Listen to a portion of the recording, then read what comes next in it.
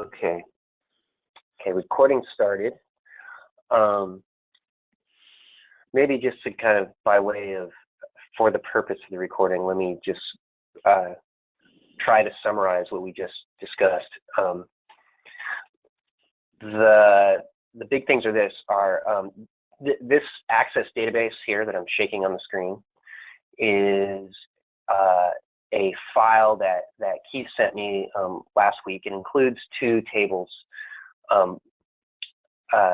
that represent sequence listing data pulled from TSN. The first is just the raw, well, let me close this. The first table is just raw data as it was pulled from TSN. And the second data is the results of a series of access VBA-based scripts that run primarily, for our intents and purposes, at least for the moment, to populate odometers for each record within the table as delivered from TSN. And just for the benefit of somebody interested watching the video, what this process does is it just calculates new values in existing records. So the record count between raw and process should be or is identical. We also had a chat about the current process using ArcGIS to take this processed version of TSN data that includes odometers and identifying outlier records that basically comparing this table to information, to sequence listing data that's already been calibrated onto the GIS on system LRS. And the process that you guys described for doing that is pretty consistent with what the way I'm thinking about how it's going to work in GeoMedia, which is all seems like good news. So okay, so where we left it is I'm going to fire up this workspace or get into the details of how I'm imagining using GeoMedia to do this sort of reconciliation of an old TSN pull that's been applied to the LRS network to a new TSN pull that has not yet been applied. Also, I want to acknowledge, Keith, that your point about the segment-based approach versus the point-based approach to thinking about this stuff, I think it's spot on. I think that's where we're going to land before we're done, putting this workflow to bed. But and I have some ideas about how to get there. For the moment, just for the, I think it'll help you guys and me to keep things simple. To for today's purposes, assume that we're going to continue to use sequence or calibration points upon which the segments will be built. But once we have a handle on that, I think it's going to be a fairly short leap to learn how to move away from those point features that were, those calibration point features that we're reconciling to, move away from them being static or independent from the segments and then adjusting the segments to fit them. We're going to move away from that. And then the points that we're going to reconcile to are actually going to be dynamically generated points from the segments. So like, I guess my point is, every segment, right, has a begin odometer and an end odometer value. And it's easy in GeoMedia to use functional attributes to ask, okay, what's the begin point of this dynamic segment? So what's the begin point of this segment? And so we will know that, okay, well, if it's the begin point of the segment and the begin odometer attribute is 1, 2, 3. Well, we can just use that virtual point as the thing that we're reconciling to. Anyhow, again, I'm jumping a little bit further ahead than I want to today, but I just want you to know that that's totally in my mind. For now, let's just work with static points, though, again, in order to just keep things as...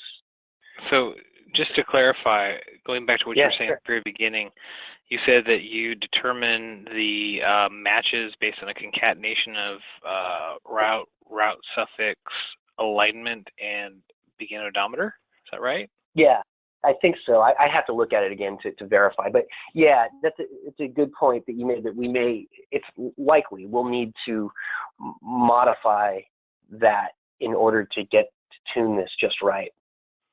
Well, I was just thinking through just even using that. One of the things I was thinking is that will work fine up until you reach the point in a route where a change has occurred.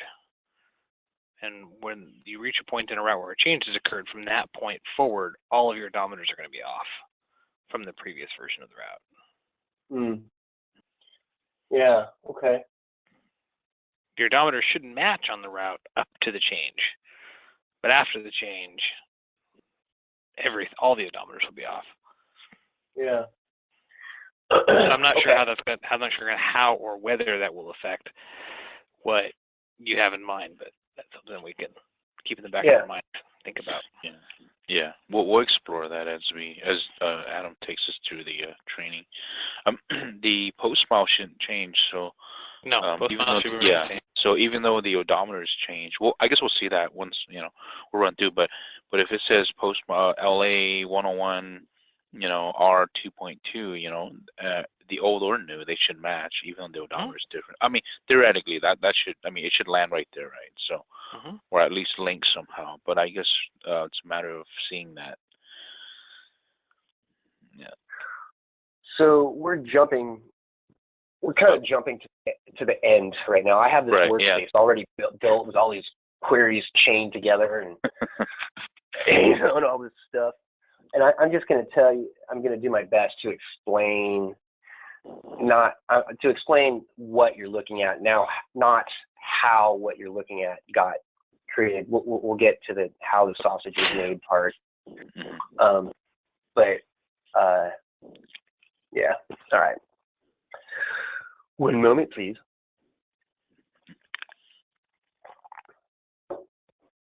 While you're waiting, I'll tell you something that I pulled up while, based on our early conversation while we were kind of waiting for Keith and talking about the tables. So I pulled up a copy of the table that you should have regarding the data that you were sent in December. And that table has 142,543 records in it. The table that was pulled in February and you received last week has 143,183 records in it. So it's got 640 more records than the one that that the Chico database was based on. Now the thing is that I also have a list of reference sections that have changed, and I would be willing to lay money that there is not 640 new locations in those changed segments. There are a whole bunch of hundreds of new points kind of scattered throughout the whole system. Gotcha. So it's not new locations. It's not realignments or anything like that. It's just additional, better lockdown. Right. Well, it helps us. Potentially helps us if they have good landmark descriptions. Yes. Yeah. Just basically think of it. Additional information that's on there. Yeah. That's based on what you guys taught me last week about reference sections, well, I'll just say I don't see a use for reference sections in the geomedia world. I still don't. I mean, I'm just saying I don't see it. Determining where a post mile, what a post mile is at a specific location. Because remember, nobody cares about odometer. Yeah, odometer. I understand. Or I understand what it is, what a reference section is, and and maybe even why it might be interesting to I don't know, to who, to more of an end user. But for the purpose of actually calibrating. No, it's irrelevant to the calibration process. Yeah. Yeah. Okay. It's never going to be a product after. Yeah. It's never been part of the calibration process. It has no bearing on the calibration process. It is a tool. Okay. It is a tool entirely for allowing the end user to be able to interact with our product. Yeah. Yeah. Okay. And well, that's something we're going to have to talk. If it's required that we can generate reference sections from the calibration, which you guys can tell me if it is or isn't, we'll have to have a discussion. Not today, because I'm not prepared for it, but we should have a discussion about how to do that, like what information we will use to accomplish that. Mm-hmm. Yeah, I would like to see the reference section dissect on top of a calibrated, on system. Yeah. I want to show our users and even ourselves where all the changes are, or not even changes, just identify, on a route, how many post-mount changes are there, just like in R, how many times is it? Yeah, I mean, but that's more of a dissect. That's more of like an end product, but. Yeah. Well, if you have a reference section table, so I wouldn't want the geometry. I would want a reference section table with odometers in it. Right. I can dissect that. There's nothing stopping us from dissecting that over our dynamic segmentation of TSN routes. Right. And there are only like 5,000 records. It's not going to take extremely long. I guess it's just a matter of identifying, like Tim mentioned last time, some of the segments don't have a exact landmark description, so we don't know where they are, but it might be 1.2 miles and then there's a landmark, we want to make sure that, it was R, 0 here, which is 1.2 miles away from the nearest landmark. Is that where it is, so I mean that'll help, other folks in Caltrans and everyone understand the postmount system. This is where the R's, the T's, the L's, the whatever it is, this is where they are. And, this is why my map's not there, because I'm completely over here, so, I mean, but that's a different conversation, Yeah. That's why it'll be important to make sure that we have it calibrated as accurately as we can before we try to dissect something like that. Yeah, exactly. Yep. Could you send me that table, Keith? Or any one of you? Yeah, sure. Yep. So the one that's relevant to the information I got in December. Yeah, okay. I think Tim should have a copy, right, Tim? Oh, I have the whole database. Yeah. I think Tim would have the December one, yeah. Or the you want both of them? Yeah, sure, why not? All right, well, I will generate a new database, I guess. So what you're looking at here is a little section of, well, let me just go through the layers. This is a WMS, right, of the NAIP imagery, just jurisdictions, so you can see them in case you need them. This is the all roads flavor of state highway system routes. And this is the dynamic segmentation of TSN routes, which is the routes layer that we're actually dissecting on. Okay, now, what this is based on my magical formula that we'll get into later. This represents,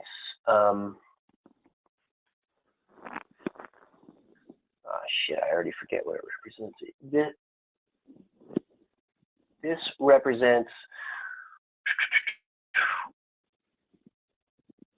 actually, I'll say what the blue represents. The blue represents new sequence listing points that that obviously don't have geometry because they're new, but are dissected on the old TSN routes layer. Okay, so it's a point that didn't exist in the Chico TSN data, but is dynsegged onto the calibrated Chico route. Is that the same thing? Is that basically what you're saying? Yeah, I think so. Yes, it's new stuff. It's a new point that's landing somewhere close to where, hopefully somewhere close to where it's actually going to go when we're confident that it's ready. So it represents a point that is new. Is new. That's it. It represents a new point that does exist in the new data, but does not exist in the old data.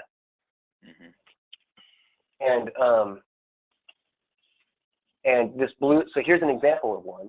So this seems like the most common use case, right? You get a fresh TSN poll. You get a bunch of new points upon which to anchor your calibration. And it's not even a change in the route. It's just a new, more precise location.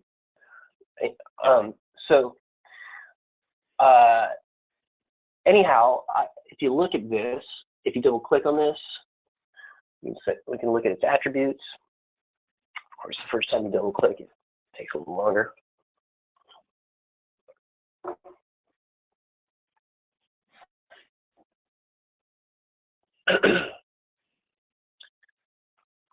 All right.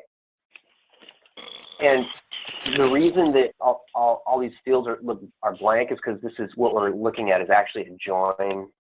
But if you look at my standard here, it's a functional attribute of TSN points, functional attribute of processed non-point data joined together, and then an attribute query of that, and then a dynamic segmentation of the attribute query. We'll go through all those details, but here is all the information from this new sequence listing record. All right, and what I'm doing is dynsegging this to get this blue point location. Dynsegging it against the old TSN routes. Well, by old, I mean the TSN routes I've deployed. So if we look at the landmark, Vista Point entrance lot, I guess is what it's saying. I don't know. Yeah, left. Vista Point entrance left turn. Yeah, it's a left turn. So that means it's supposed to be up about 100 feet or so. Yeah, right about where your mouse is. Yep. Yep. Which I would say that's pretty good. So it's way outside of our margin of error, but yes. Yeah. For just dynsegging. Actually, that's what I'm seeing here. Is that a parking lot or is that a structure? I think it's a or something. Yeah. I can't tell because down the bottom right looks more like a parking lot. That looks like it would be more like a Vista Point, but I could be wrong. Looks to me more like a Vista Point than this. You want a higher point, right? Whatever. Right. Well, yeah. Let me just. But what that means practically is that, okay, remember this yellow line here is the dynamic segment between two Q1 points. And ultimately what's happening here is we've got a new Q1 point. So in theory, what we want to do is split this segment, this dynamic segment, and apply this odometer, this blue odometer measure at the for the new dynamic segment on this side at the end, place the odometer on the end attribute, and for the new segment on this side, place it at. We're gonna hear it. Let me try to be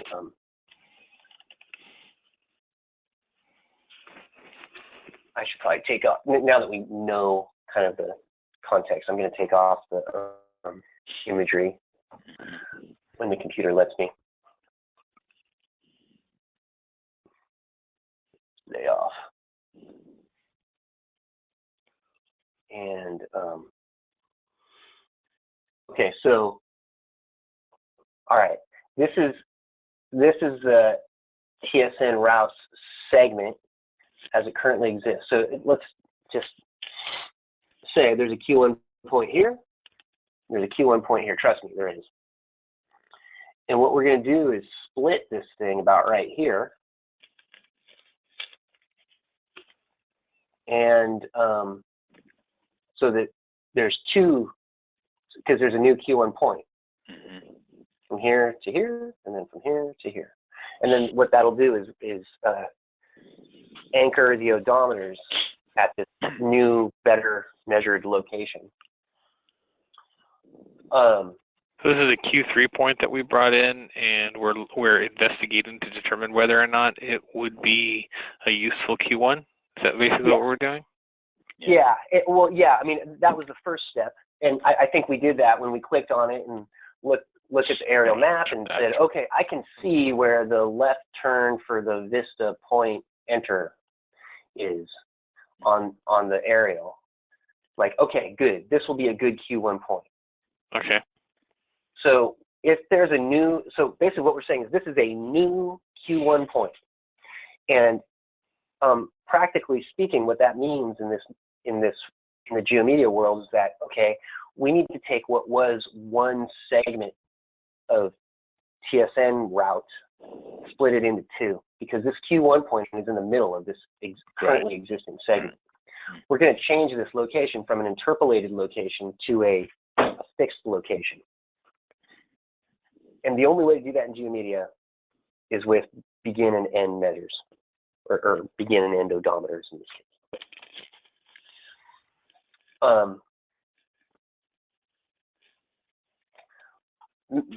Making sense that I realize there's lots of button clicks when we go through to actually accomplish that, but as far as the goal, making sense? Yep. Okay. All right.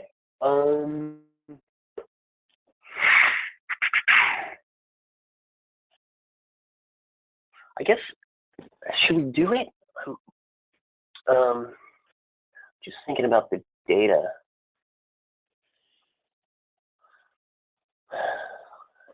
I'm going to take a backup of the table before we start changing data.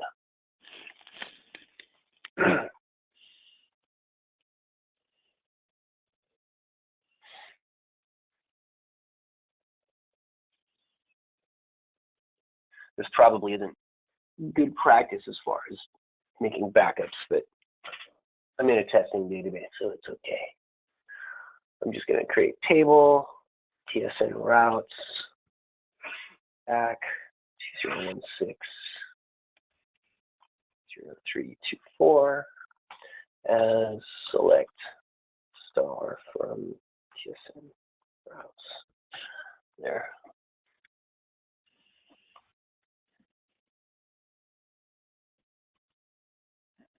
All right, so this, honestly, this sequence of button clicks here to actually make this change is, I'm not even sure what it's going to be, to be perfectly honest. So, so bear with me here. You know, let's do it this way.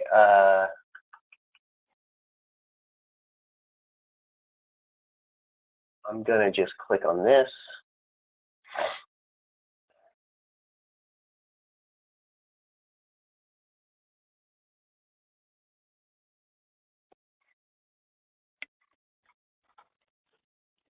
Oh wait, and there's two of them. There's a left and a right. And that's always going to be the case. Yeah.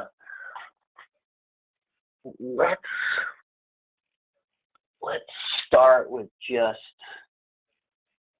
Well, what do you guys think? Do you guys usually do the left and right alignments separately or together? when you work in your current workflow? Depends on the individual user. Okay. Some users like to separate out each individual alignment, work on them separately, and some like to work on them at the same time. Okay. Fine. I'm going to take the liberty to. You know what? This makes me want to do is actually go look at a different example, because I just want to keep it as simple as I can. If we're clearly on Route 1 here with a single carriageway. You're near San Simeon.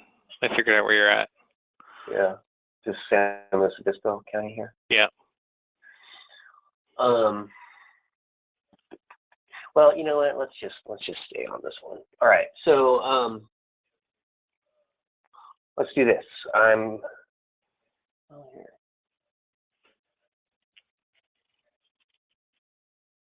All right, they're both identical.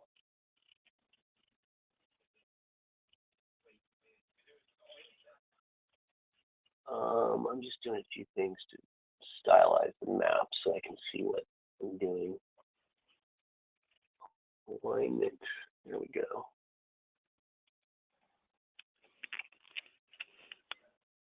Good.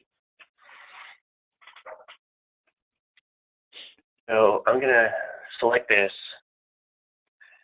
and I'm going to copy within the same feature class into a rewrite warehouse. I think this might be a good copy. Selected feature cannot be copied. Okay. All right, let's take it this way then.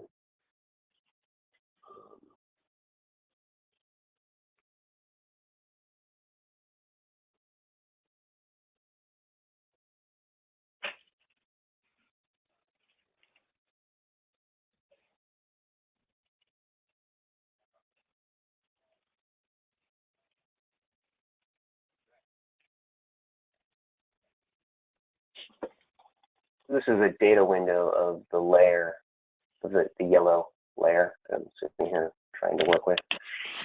All right, good. So I'm just going to copy all this.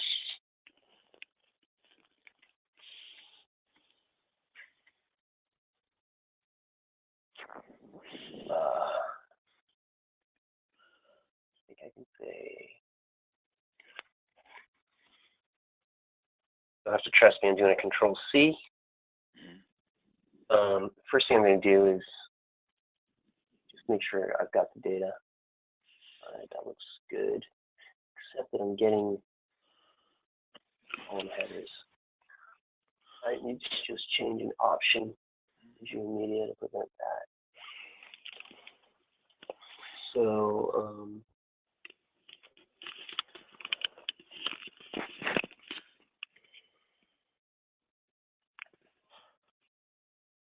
deletions, copy data window column headers clipboard. Okay, there we go. You understand why I unchecked that? Mm-hmm. Okay. So let me just try this again. There's probably a more efficient way to what I'm just trying to do is create two new records, right? Because ultimately what I'm going to do is delete this record and replace it with two new ones. It's a split.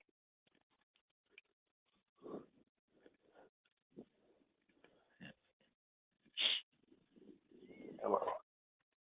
Okay, so here's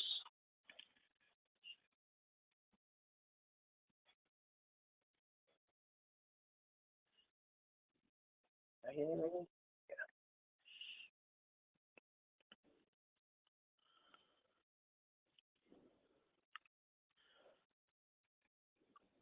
Although the begin post mile will come from this new point, okay? So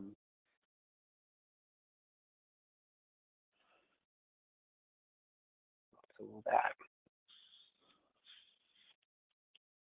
And the end post mile will come. Actually, end. Oh, yeah.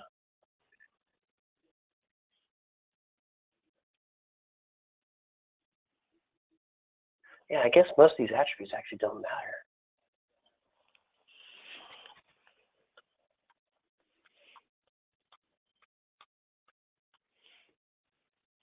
That matters.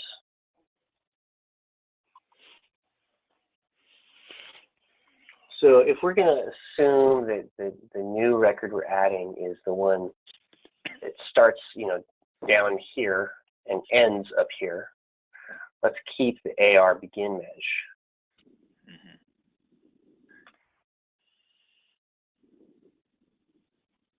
All right.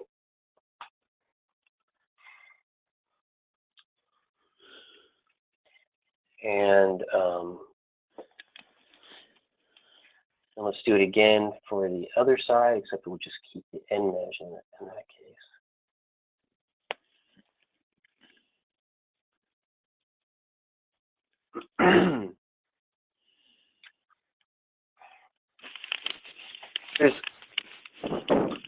I know there's a more efficient way to do this. This would be a good example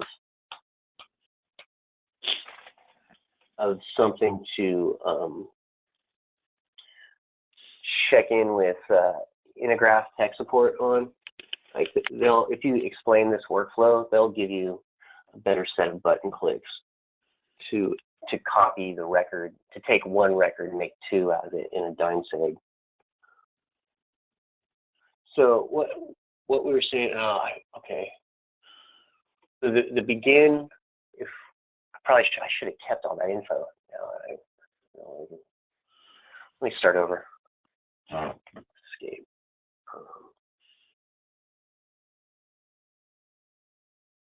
It's selected, and I'm going to delete.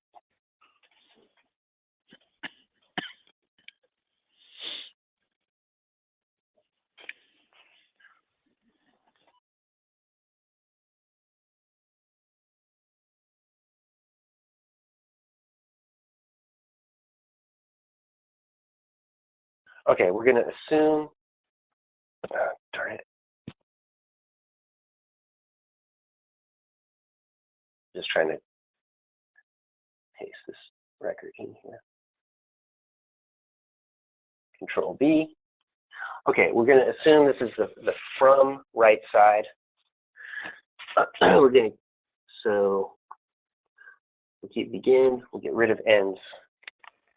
Because the new end information is going to be derived from this point. Begin, get rid of the end. Keep the begin, get rid of the end. Keep the begin, keep the begin, get rid of the end. Keep the begin, get rid of the end.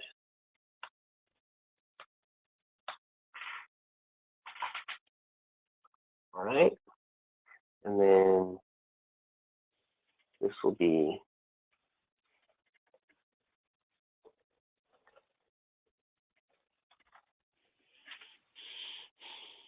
opposite. So this will be the right side. Get rid of the, now we're going to assume this record is going to be for what goes from here up to here. And we're going to keep the end, get rid of the begin.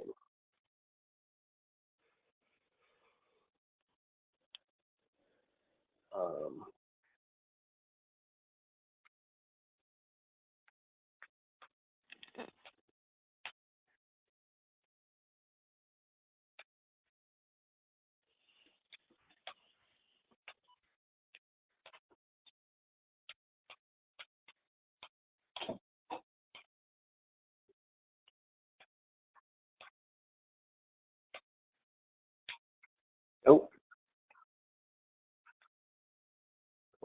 Okay. You hear my dog taking a drink of water behind me.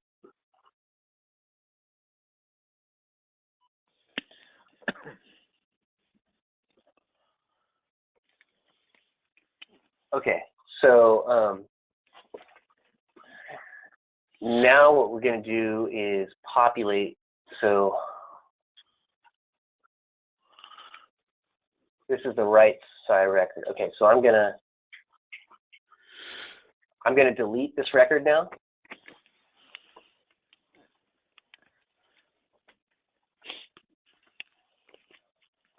And please stop me if you're not following. I mean, okay, so I'm deleting with the record that these two new records are going to replace. Right. Yep. Okay, so there. The line should be gone. There it goes. And you can tell by the way it deleted. There's still a yellowish looking line there, but you can tell it's more transparent now because you can see the dark line underneath it better. Yeah. All right, and I'm going to go back down here. Here's our two new records still waiting for us. Let me get the legend back on with the map.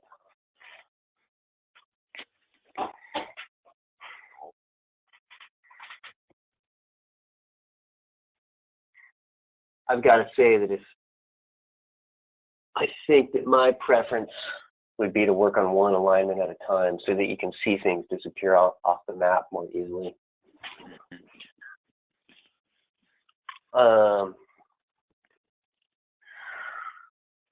So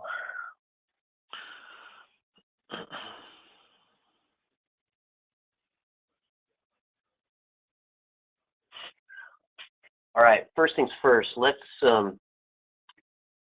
get precision location going here. Oh yeah. Route 1, we're out of Sussex.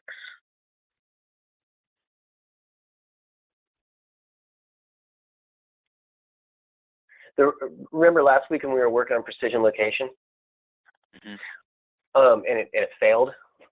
The reason why it failed was because it chokes if one of the LRS key yeah, it's a suffix. If one of the LRS key fields is null, then it doesn't work. So but really the right way to do it is to create a dynamic functional attribute that trims your that concatenates it together so that you just have one field. It's the easiest way to do it. Okay, so I'm going to turn on precision location, if I can find it. There it is. For our intents and purposes, actually what we care about is the underlying all roads, because remember the TSN routes live on top of all roads, so we can just say that. We can say the LRS measures, LRS key. Oh, by the way, I made that change. Hopefully you guys noticed.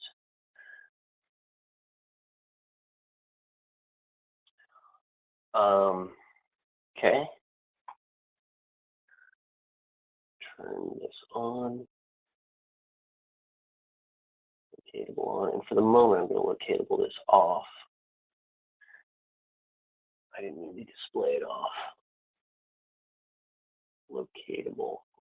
Okay. And when I turned on precision location, this thing came up. So now I can click anywhere on here and see what the all roads measure is. So remember, the TSN routes are based on, in order to split a TSN route, let me just zoom in so we get nice and close.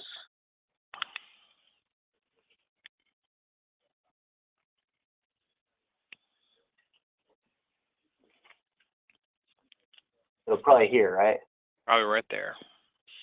All right. So it's. We got to make sure you get the correct alignment.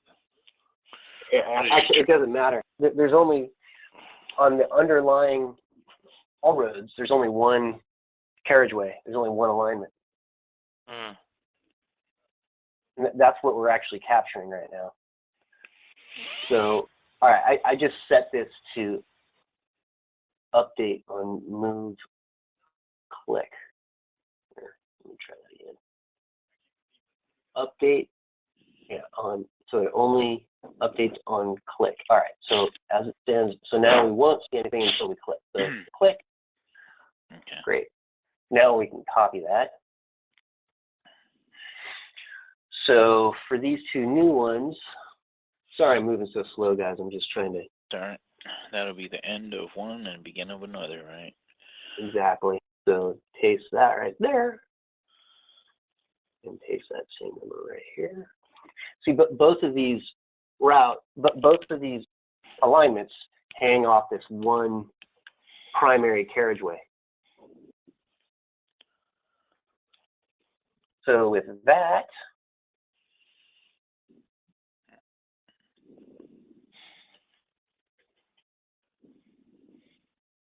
good. So we just got, so for the purpose of the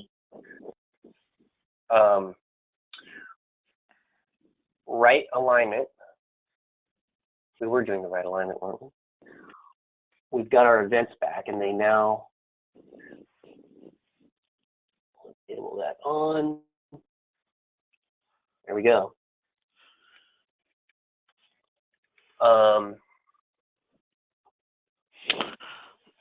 Is that the workflow that you imagine for adding a new Q1? Fundamentally, that's the data manipulation that has to happen. Whether that's really the most efficient set of button clicks to make that manipulation happen, I haven't worked it out. But I think right now it's more important to me that you understand what's happening to the data underneath the hood than that you see what is exactly the best possible tool to make it happen.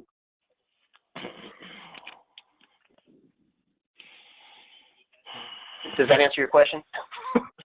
Yeah, it kind of does. I mean, I'm just trying to understand how this process could be dramatically streamlined. Oh, totally. No, I'm. That's what would need to happen. No, I'm with you entirely. I mean, I have no doubt there's ways to improve that. But if I just show you like some black box tool that just does it all for you. No, I understand. No, I get that. Yeah, I get that.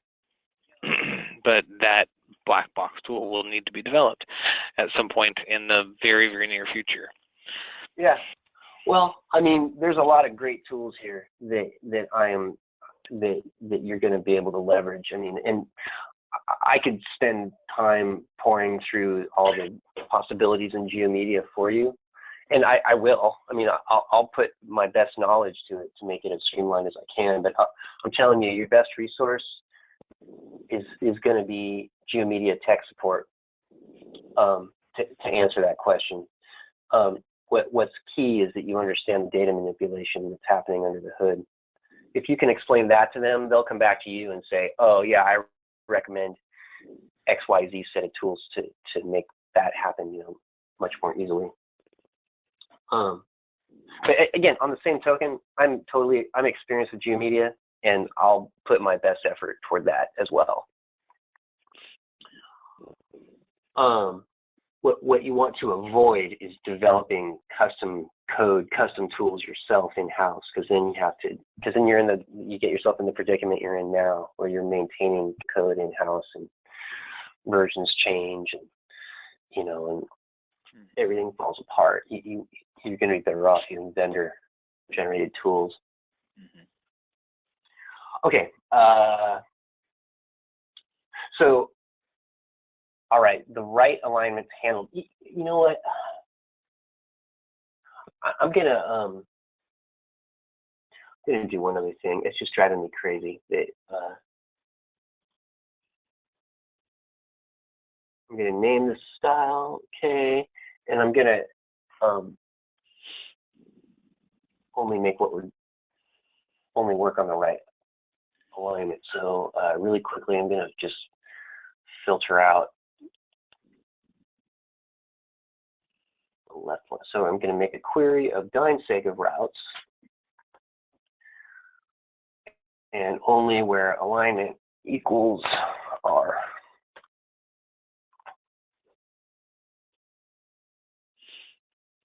Call this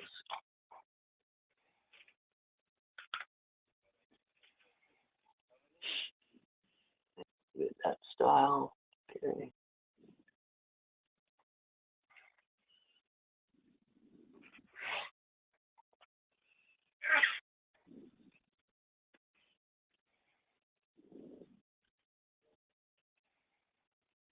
All right, so I'm just going to get rid of this. All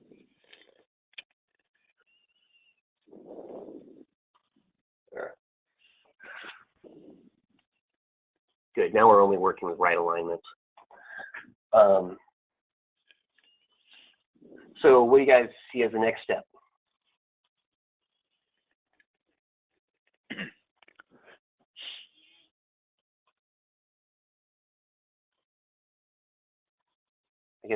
I guess it would probably be grabbing attributes from this guy. Like, oh, I thought that we had done that. I guess I didn't. No, we haven't. Yeah, we haven't. Actually, we haven't even done that. The only attributes we've added to these, we've kept attributes from the original record that we've now deleted, where we can keep them. But we have to, like, one record is going to get new end information, and the other record is going to get new begin information. That's going to have to come from here. So let's see here. What's the best way to do this?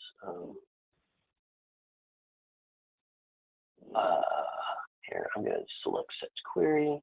Yeah. Display in the data window. So you brought that point in using GeoMedia.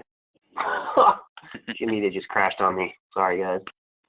So you brought that point in using its odometer to identify its location on Highway 1 from the GIC's deliverable in December, right? You could say that. I mean, I've processed the hell out of GIC's deliverable in order to make it fit in the GeoMedia data model within Oracle. But fundamentally, yes. So what if Highway 1 had changed in length, and the odometer that you have for that location put it in a completely wrong spot because the odometer has changed. So therefore, the odometer that you're using in the February data doesn't match the odometer for the same location in the May data. Yeah, like it's like in a different county or something. It probably wouldn't be off by that much. It might be off by. It depends on the length of the chain to the route. So anywhere from maybe a few hundred feet to maybe even as much as a few miles. Yeah. So the likelihood of it winding up in a new county is pretty small, but it could happen, I suppose. So what if it was that far off? I mean, I'd throw the question back at you. I mean, how do you deal with that now? Well, right now we have a well, there's two different ways. The old way, in which we brought everything in as a set of Q3 events, and then we went through and converted them one by one to Q1s, locked them to their landmarks, and moved on, and then calibrated the whole route when we were completely done. Yeah. That was always our methodology in the past. In the last update or two, we've been utilizing Andy's tool that he developed that allows one to match the location of a point. As long as it has the same landmark description and post mile, it'll match that to the same point in the older database and move it to that point's location, because the location and space should be exactly the same regardless of the age regardless of what the odometer says. The location and space is the same, because as long as it has the same post mile, it's always in the same spot. So match it on the post mile, it moves it to the same spot, turns it into Q1, and boom, you're done. And that's what we're doing now. I like it. We can do that. I mean, that seems achievable in GeoMedia without programming.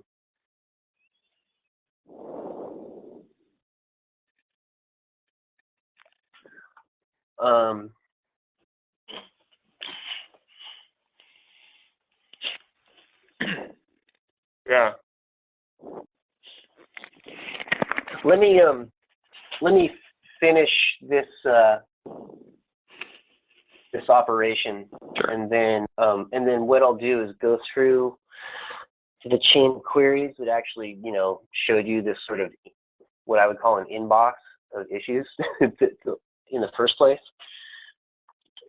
and then I don't know, we'll figure out what to do next, and then we'll talk about how to improve the button clicks we're talking about here. All right, Maybe so we can go to lunch or something and then come back and work on that or something. Oh, yeah, sure. Yeah, that makes sense. Okay, so let me first save my workspace. Let me do this. Click set query.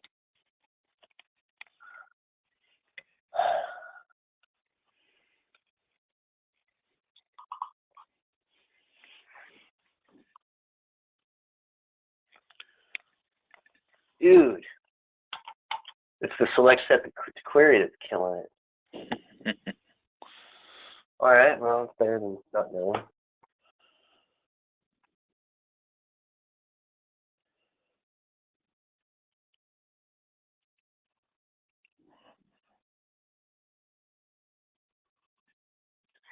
You know, another way I could approach this.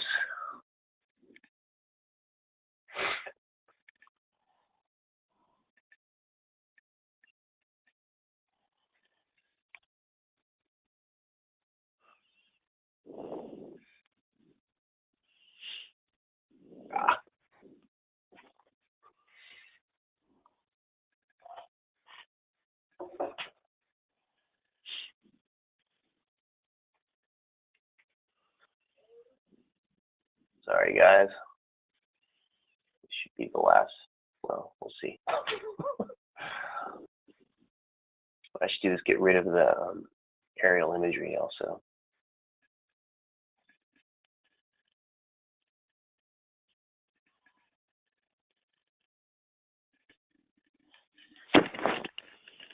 You're awful quiet over there, Lars. Oh, I'm just How's it going? Oh, fine. Okay. Good. Just following along.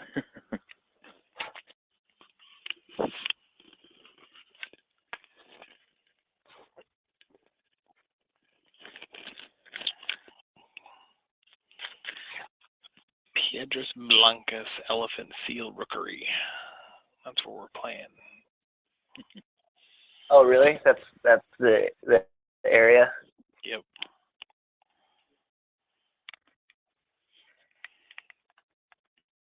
I went to that rookery in San Mateo County a few weeks ago with my family. Cool. Año Nuevo.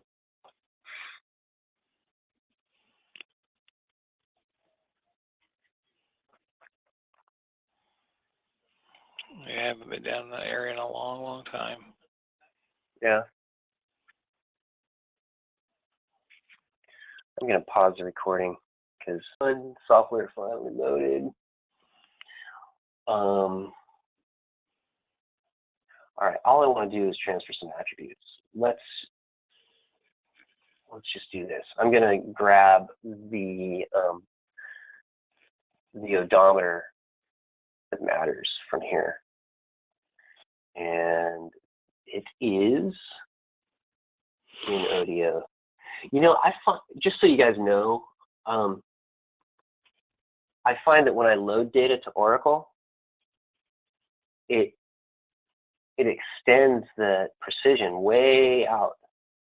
It's really frustrating because we don't go beyond 3 digits. Yeah, I know. The only way I've been able to change it is to round it, like after the fact. Yeah. Which sucks. Anyhow, I'll see if I can find a solution. There's got to be something. In fact, you know, let me write that down as a to-do. That's been a kind of low priority simmering thing for a long time for me. All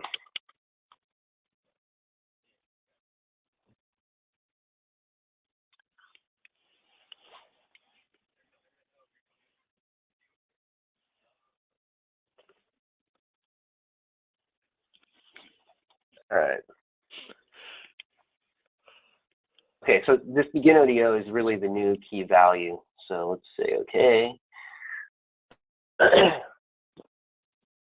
just gotta sit here and think. Hopefully it doesn't crash.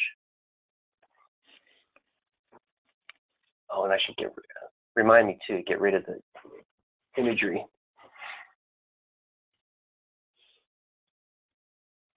Oh, it thinks it's making an update. That's weird. Right, because I said okay. That was an example of what not to do. Notice how I said okay after I copied that value? What you want to do in a situation like that is not copy the value, but just cancel, or is not say okay, but cancel to dismiss the window. Okay, so here we go. Paste that there. All right. And we'll grab. Yeah, oh, okay. Dang. We'll also have to go back to get the post model, but let's just do this.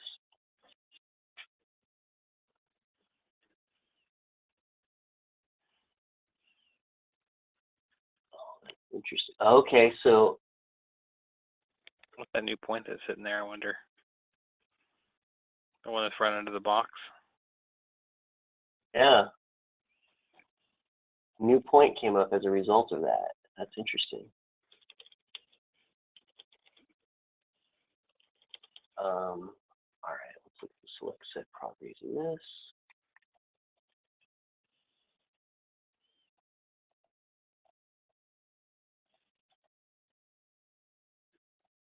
Okay, good. So it remembered. And then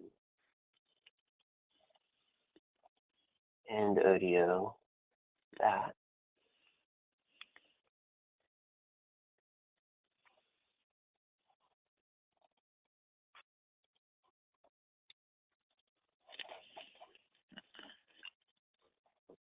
And what we're seeing now is the this is the left alignment.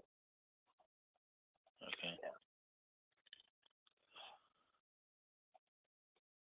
Yeah. And turn off the imagery. All right.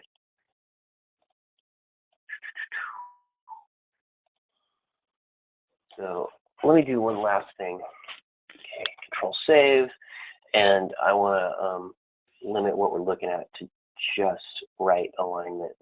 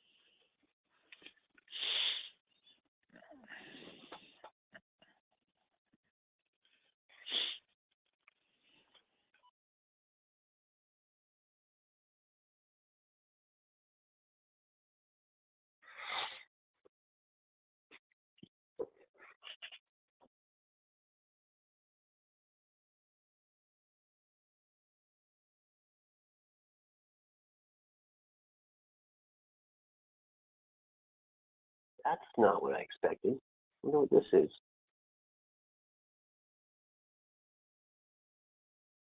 This, oh, I must have done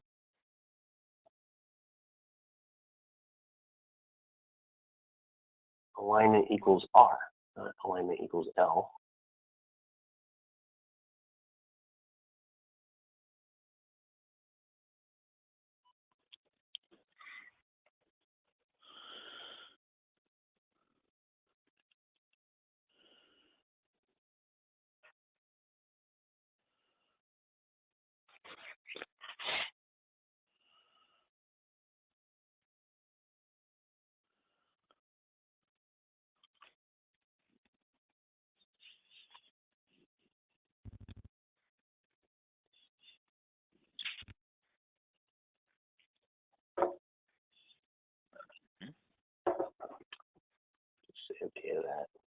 I don't even remember what that is right now.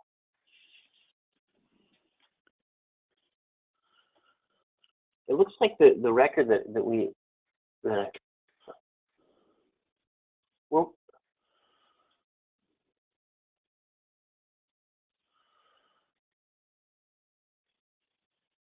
you see what's puzzling me right now? Why are there 3? Oh, I see, because I never turned off this layer.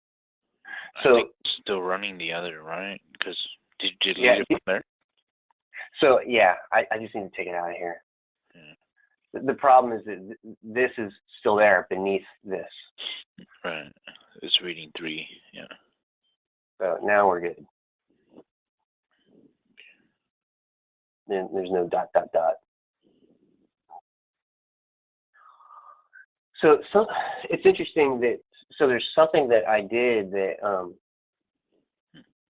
that caused this blue dot to come up. I don't fully understand why. Maybe we'll understand when we look at the construction of the query behind the scenes together. But I think you guys get it on a fundamental level. What we just did. Oh, let's also move that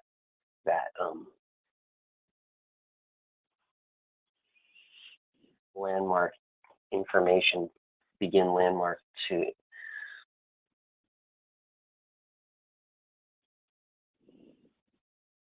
this the point. No.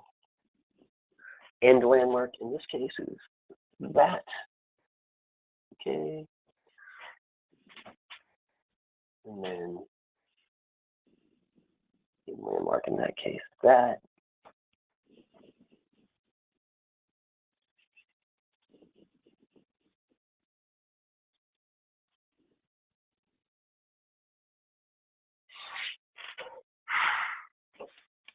I want to see now what this new point is all about.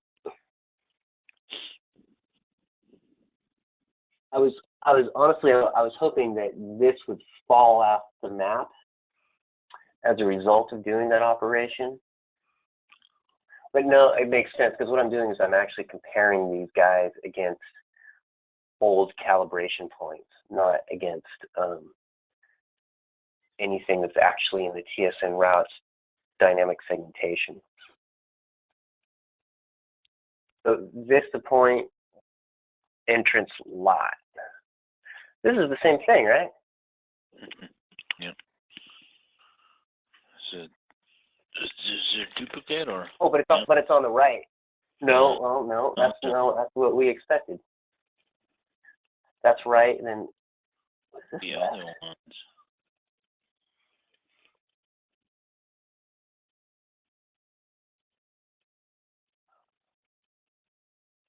Yeah. Left. Okay. Yep. One So right, one okay, left. that makes sense now. Yeah. Now I get it. So what happened is, as a result of that change, the new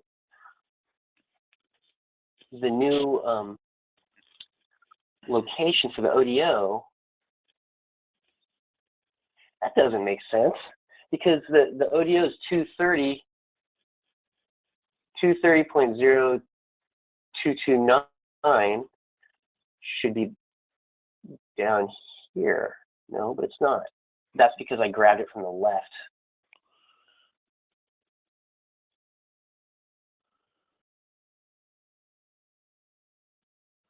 Yeah, and the 2 points are going to have different odometers. Yep. Yeah. Left and right points are going to have different odometers. If there's any segment to the route that has a alignment anywhere, because they should have different. Yeah. So these guys. So okay. Yeah. No, you're right. So do you guys see what I? Obviously, you see what I did wrong. I grabbed the odometer from the wrong point. The two were right on top of each other, and I wasn't careful to use the one from the left odometer. So part of what I should do is, you saw how I filtered out to only the rights for this. I should do the same for these two layers. Well, really for the blue layer. Anyhow, let me fix it by grabbing the right value. So this should really be 22. Oh God. You know what? Let me just fix that the right way.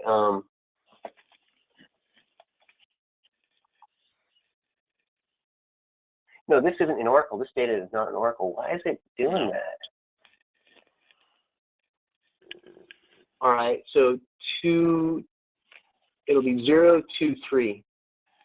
230,023.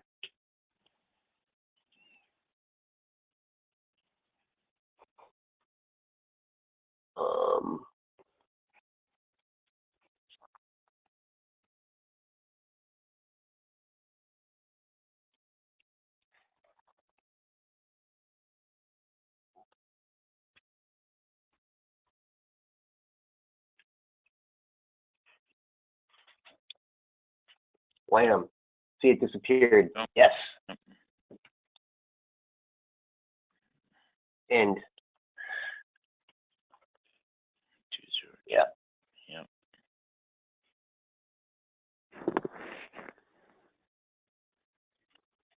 There we go. Yeah.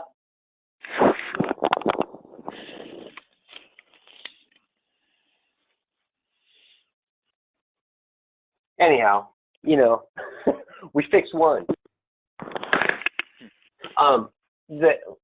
Let me just, if I could, point out a few things here. The first thing to point out is that I found in the process I used that I think we should talk about after lunch to identify discrepancies between the old TSN poll and the old already calibrated TSN poll and the new uncalibrated TSN poll.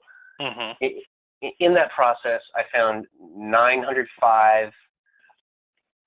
What about to new? Oh, you know, it was more like 1,100. What amount to new new locking points? I believe it. And here, let's just look at this in a data window. The reason why you only see 1,018, and the reason you only see 900 and change is on the map is because there's I guess about 100 that can't be mapped. That don't have a. Go ahead. All right. And then on the flip side, it looks like we have 369 old points that are no longer in the TSN poll. Yeah, so where those two areas overlap, the ones that are no longer in the new TSN poll and the points that can't be mapped, those are where your changes are most likely to your actual geometry changes are most likely to be occurring. Let's look. Yep. Boom.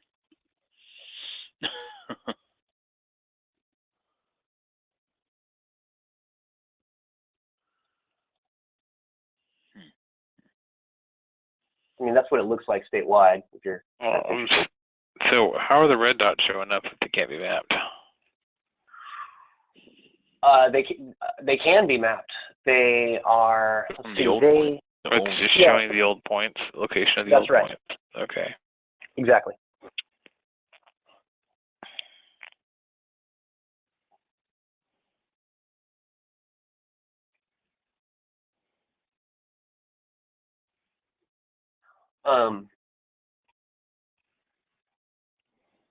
Here's a nice little chunk of, I guess, new points. Looks like they did some work on 99 then, huh? Yeah. Mm-hmm.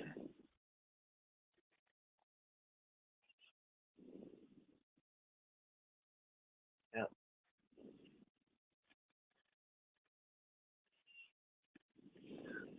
Curious to see.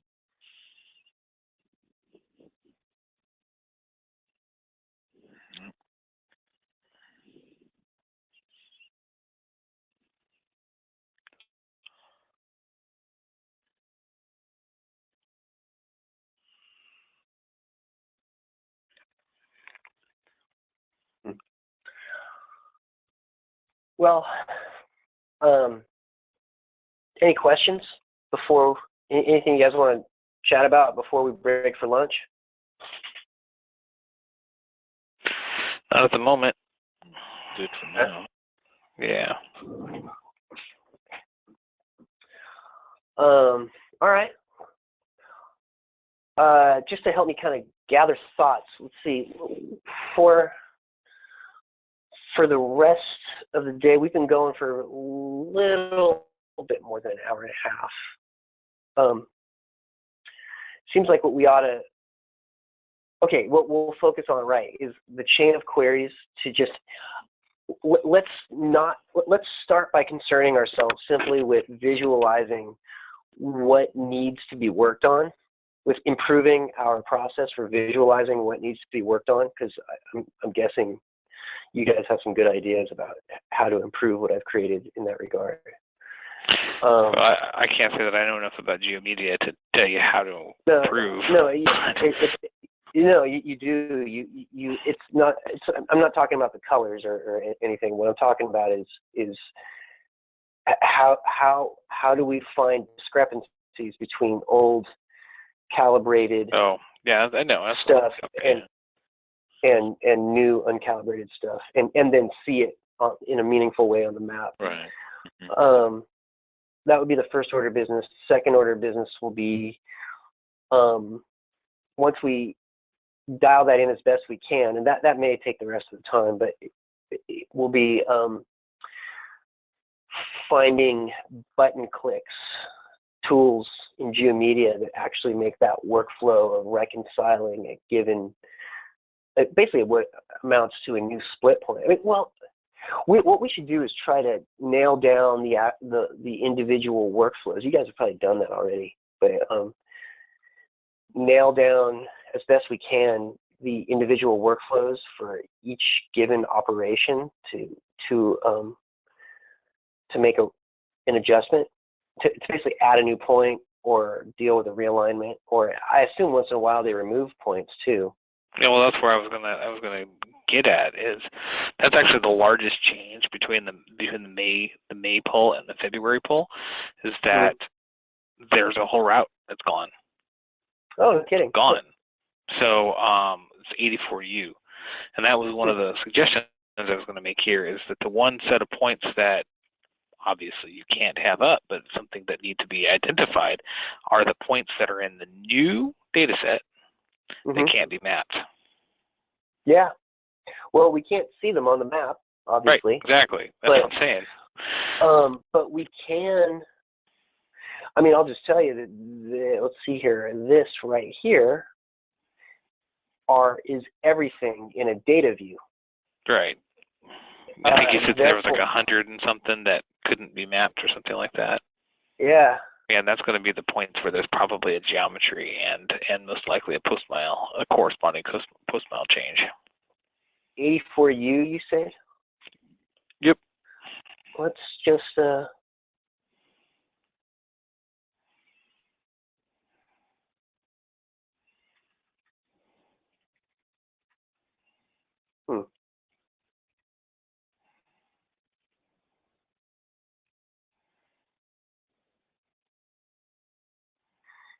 looks like I need to improve my query. Yeah, I have it up in the, let me check in the database here. This is the May data. Come on. Here we are.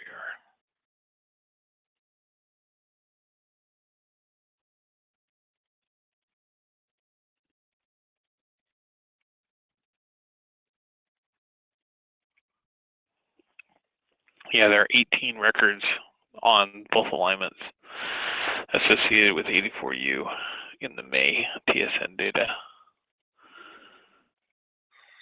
Okay, well, we'll suss that out when we go through the queries that come up with this result set. And it's not at all in the February data. I have the Access database up right now. I'm just looking at it. That's why I have those figures. Okay, so You guys want to reconvene at 1 or 1:15? Sure. Which is it? I don't know. Let's just call it 1:15. Okay. Sounds good. Sounds good. All right. Cool. All right. Okay. Talk to you then. Okay. Sounds good. Bye. Hey. You there, Keith? All right. Cool. So, okay. So, our next sort of goal here is just to describe what I'm doing to get this listing, essentially, of points that need to be addressed in the workspace. And big picture, what I'm doing is I'm comparing the list of old points, old sequence listing points, some of which are Q1 and are manually placed, and some of which are Q3 and interpolated, against the list of sequence listing points that include odometers from your access-based processing workflow. And in case it's not already crystal clear, I think that your access-based processing workflow is going to continue to be part of your workflow in this geomedia process, because you need those odometers for a few reasons. Mm-hmm. So let me try to just step through the queries I wrote to get from just raw data to what you see here. Let me start by being really explicit about the data connections we're looking at. So we've got 3 data connections going on here. One is the connection to Oracle with the LRS edit user. One is this connection to an MDB file of sequence listing tables, and that's basically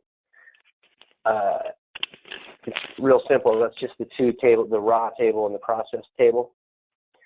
And then the last is just the WMS to the imagery. So what I'm doing is I'm using GeoMedia to read data from these two sources and compare and contrast them. So, all right. Step 1, actually, okay, sorry. Keep thinking through the things you need to know. The first thing I want to point out is in order to make this whole thing possible, I added a new feature class to the system that I called TSN points. So this is just literally a physical feature class that's in Oracle. I think, again, that this has a good chance of disappearing in the long run, because we can dynamically figure these out from the segments, from the dynamic segmentation of TSN routes table. But let's just assume that's not the case for now. So let me just slap these on the map so you can see what they look like. That's our 143,000 points, right? Yeah, that sounds about right.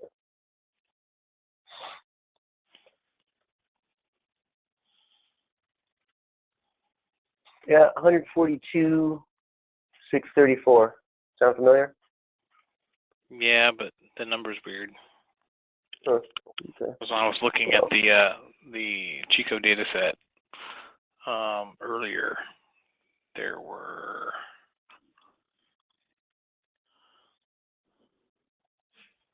142,543, I think.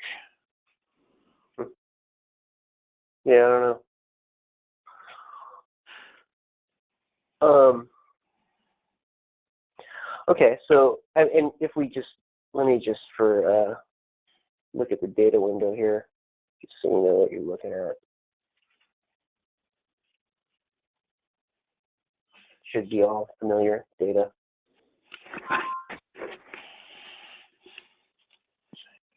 Any surprises there?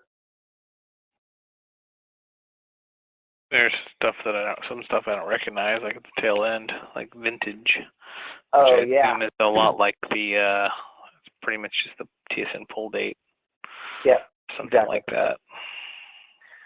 Yeah, I mean, if we keep this feature class, which I'm not sure we will, I'm imagining that we will want to populate something to take the place of what you had in the feature class name.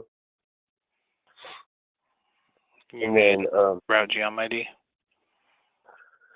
No, in the data you gave me, it actually said like SHS or SHN underscore points underscore like a date. Yeah. And this takes the place of the date information in the feature class name. Because in an enterprise geodatabase, you don't just you don't want to name feature classes with a date, because when you empty it out and repopulate it, you would change its name in theory.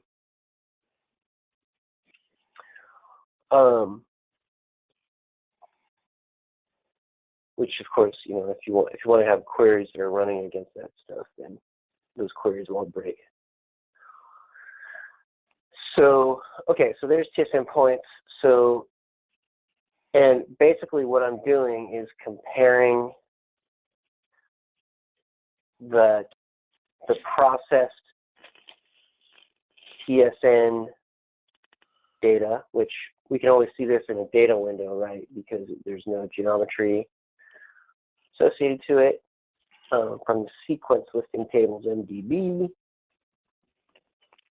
processed. And this is it in its raw form.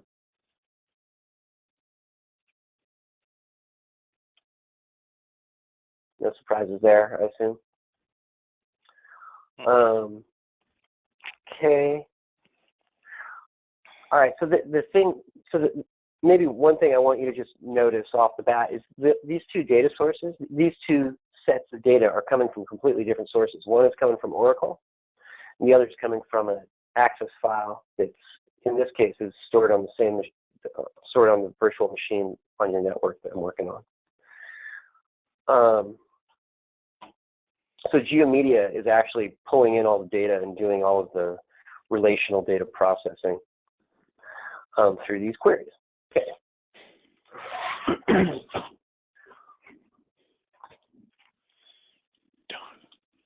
Okay, so the first thing I'm doing is creating functional attributes on the respective feature classes. So it's these two.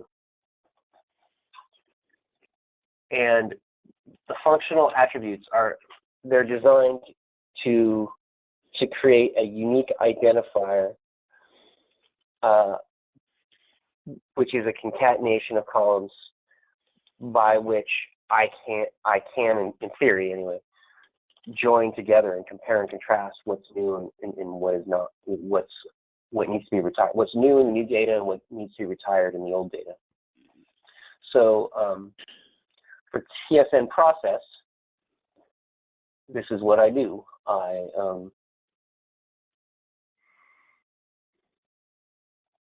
create this column so this is a functional attribute, which means it's a virtual column. It gets calculated on the fly.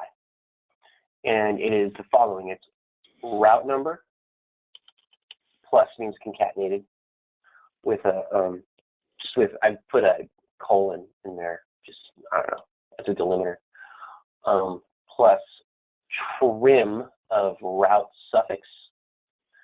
The point of using a trim is just in case there's a space in there or something, just make sure it doesn't leave some unintended artifact. And then concatenated with colon, plus alignment, or concatenated with alignment, another colon as a delimiter, and then begin ODO. So I'm perhaps incorrectly, but assuming that these concatenated together sufficiently define uniqueness for each given row. Tim? Mm-hmm. Am I off the mark in assuming that defines uniqueness for a given row? It would define uniqueness for a given row, but it would not define uniqueness for a given row. It would not allow you to match data between data sets. Assuming that if there were changes in the data, it would not allow you to match data, because the odometer is one of the fields that actually changes from pole to pole. The other three never change. Does that make sense? So, I might need a little bit of help getting there, though. So it's possible what you're saying. It's possible that. Well, let me walk you through an example. Okay, yeah, that'd be great. If you have a route, let's say that route's 100 miles long, and it's populated with Q1 points that have odometers associated with them. All right. Okay. All right. So all those Q1 points have odometers, and then you do a new extraction from TSN. And in the new extraction from TSN, there's a change on that route. For the sake of simplicity, let's say the change on that route is at mile 50. And let's say that they do some cutting and splicing on the route, and it lasts from, say, 50 to 55 or whatever. And let's say the overall route gets 2.5 miles longer. Okay? Okay. So what that means is that your route length now is no longer 100 miles, it's 102.5 miles. And that also means that your odometers are not going to go from 0 to 100, your odometers will go from 0 to 102.5. All your odometers will match until you get to wherever the route changed. You get to 50. Until you get to 50. From 50 forward, none of your locations are going to match anymore. They're all going to have different odometers from what they used to be. So it's possible that the odometers, it's possible that what used to be odometer 70, say, is now 72.5. Correct. Which means this would not allow you to match it. And that's a good thing, because that essentially equates to a new calibration point. Well, no, because the calibration point might be in geographically the exact same spot as it was before. Especially if the construction was only limited to, say, miles 50, odometers 50 to 55.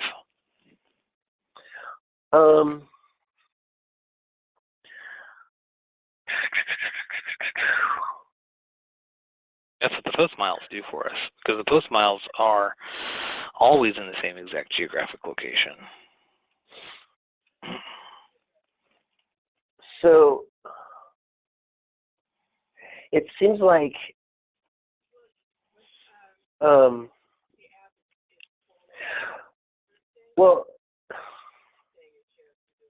so what'll happen is that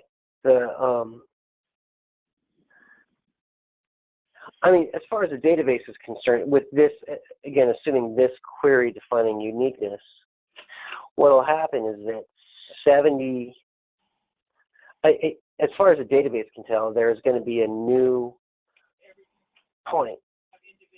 Or there's going to be a new, I'll just call it an orphan record in the new data with odometer 72.5.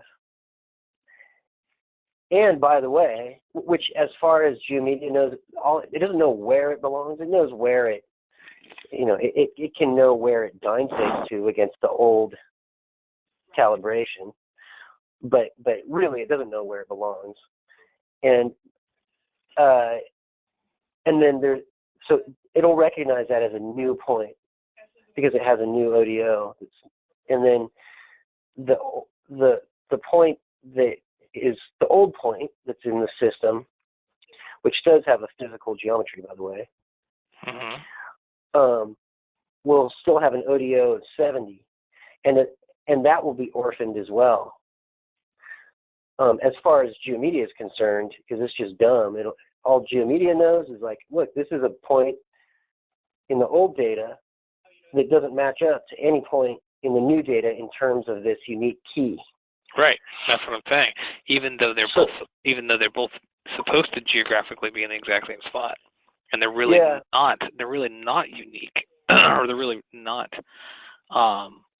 different. They actually are the exact same location. They just happen to have different odometers. It's not a new location. So it's not okay, but I guess maybe we're just talking tomato. Because the reality is delete one and add another. But when one person says delete one and add another, that's sort of the same thing as saying make a change, take one and change it. Well, if the only thing that's changing is the odometer. Yeah, I get that. But there's okay. So you're saying there's a way to know that? How, is there?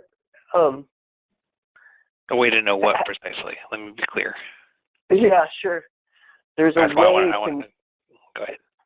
It sounds like what you're implying, at least, is that there's a way to know that, or maybe there's a better way to concatenate information together to construct a unique key and match records across the two data sets.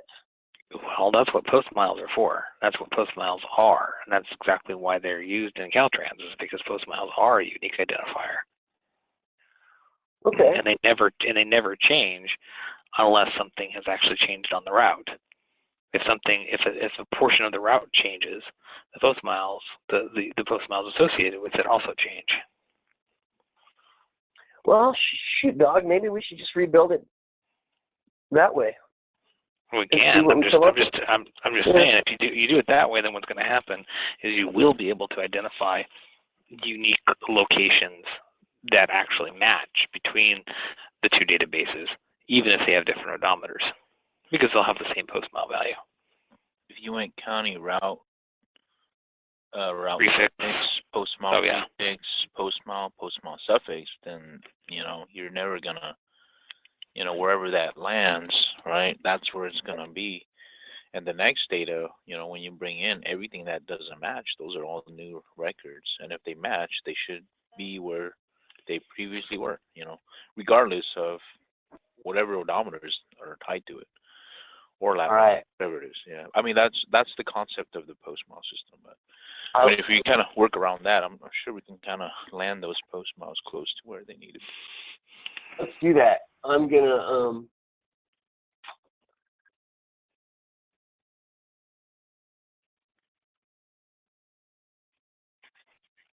okay, I'm going to change this stuff.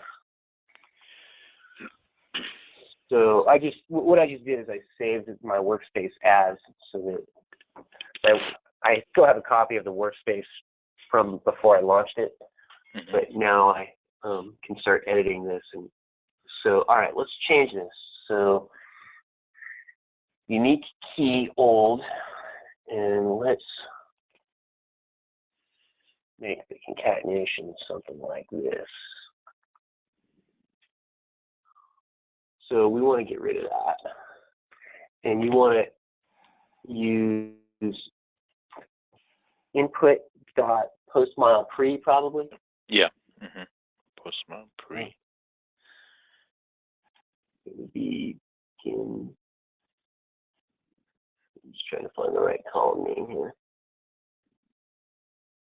All right, prefix and suffix, right? Yep. Actually, I'll just build it right here. So get rid of ODO. So post mile prefix. And post mile, and then post mile suffix. I'm gonna grab copy, paste, right? Begin, post, smile, which is all we care about. Yeah.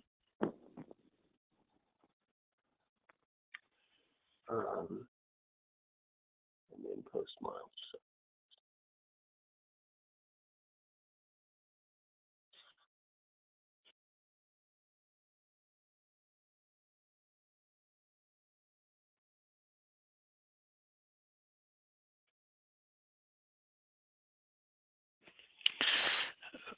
So hey Keith, Was that? do you have an idea how the system is going to account for route breaks? If we're using begin post miles, and so many of the route breaks actually are segments and actually require that we use the end post mile. Yeah, let's see what this piece does.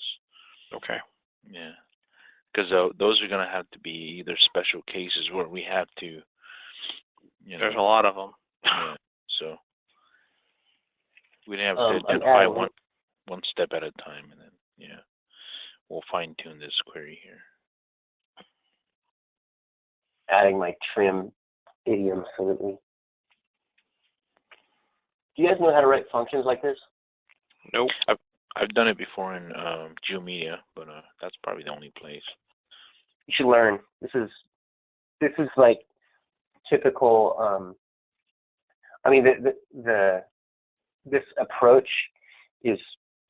I mean, sure you can use it in GeoMedia, but it's just like you would do in Excel to write a function for a column in a table in Excel, or just like you would do in any database language. Like an SQL or something.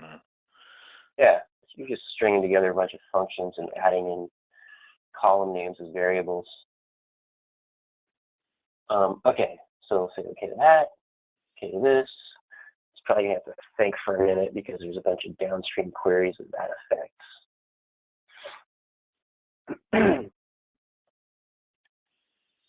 Yeah, we can just off the top of my head, we can probably even run this with the data, the table data, the sequence listing that I sent you, and compare that to whatever the key ones you had. And, just an idea, just to see what lands. We are. Is that what we're doing? Yeah, that's what we're doing. Okay, all right.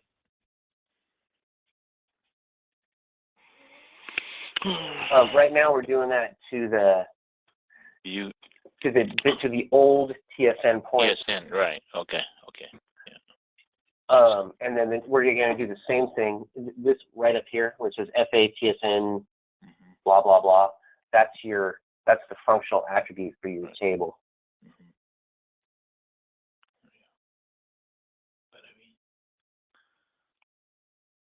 I'll be right back, guys.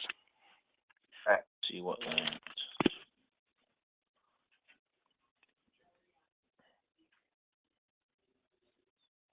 GeoMedia. All right, cool. So next step is to do the same thing now to this. So making sense, Keith? Yep, got it. Okay, so this is the new data. So this TSN points represents the old calibrated stuff. This represents the new. So I think I can just paste that in there, right? Yeah. Yeah, should work, yeah.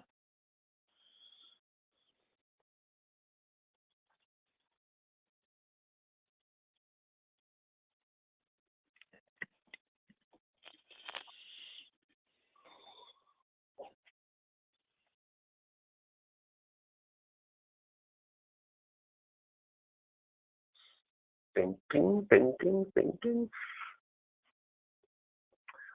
All right. So, okay, next step in the query is to join these two things together. So join the functional attribute of TSN points against functional attribute TSN points. So old, join old to new. To new. Do you guys have a clear understanding of how joins work in databases? Yeah. Okay. Again, I'll just say for the video's sake, like, to manipulate the data correctly, you've really got to have a clear head around the way that joins work. And this is a special kind of join. It's not a normal join. It's what's called a full outer join.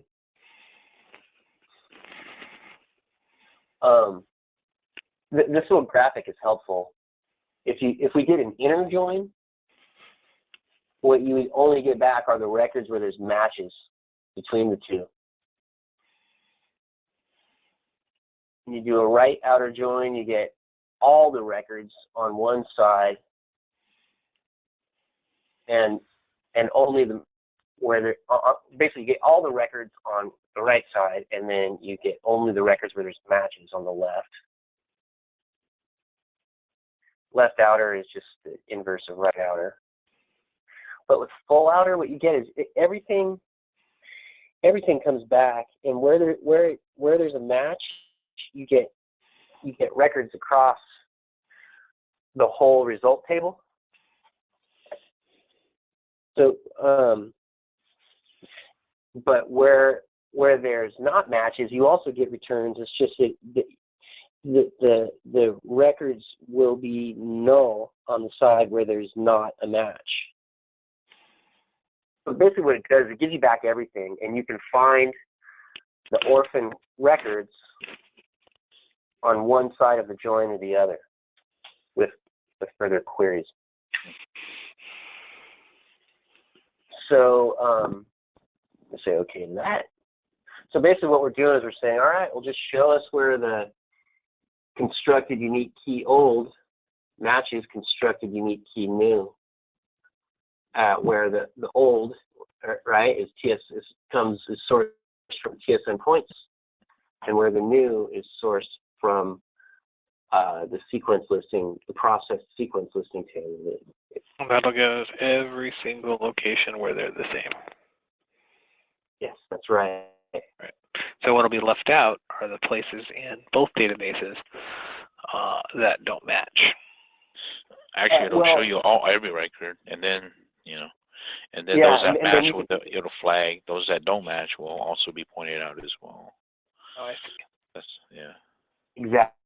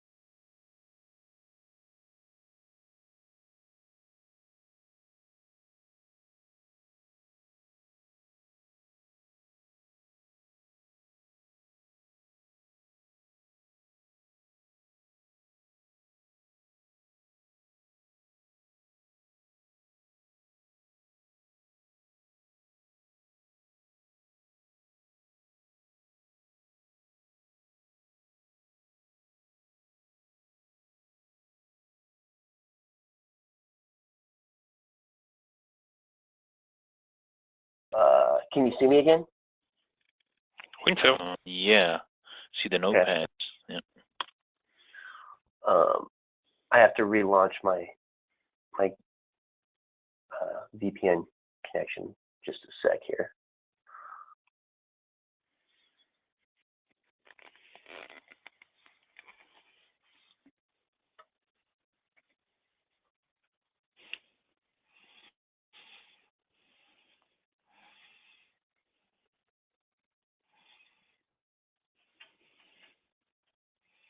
Right.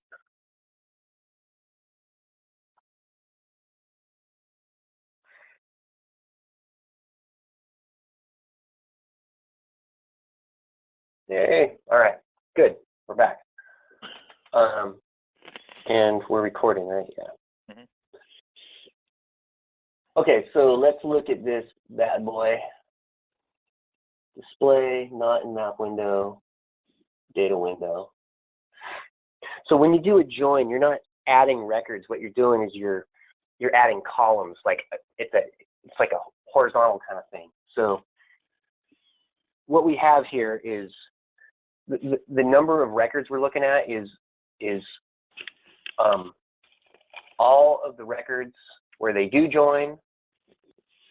So those are counted once for both sides, and then all of the records where they don't join on each side, plus all the records where they don't join on each side.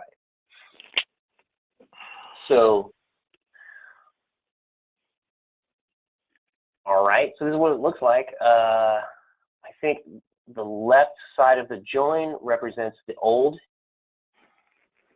and the right side represents the new.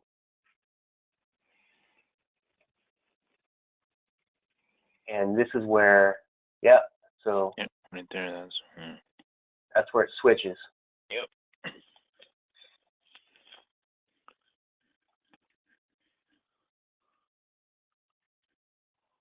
And see, it's kind of cool. We're joining on a dynamically constructed column. I think that's a little bit cool. I don't know.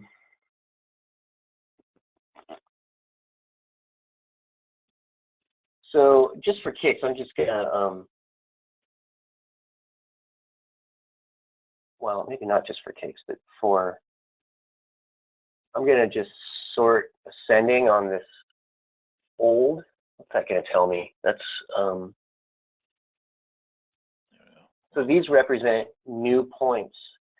Well, I should say more accurately, this represents new points that don't join to old points. Mm-hmm.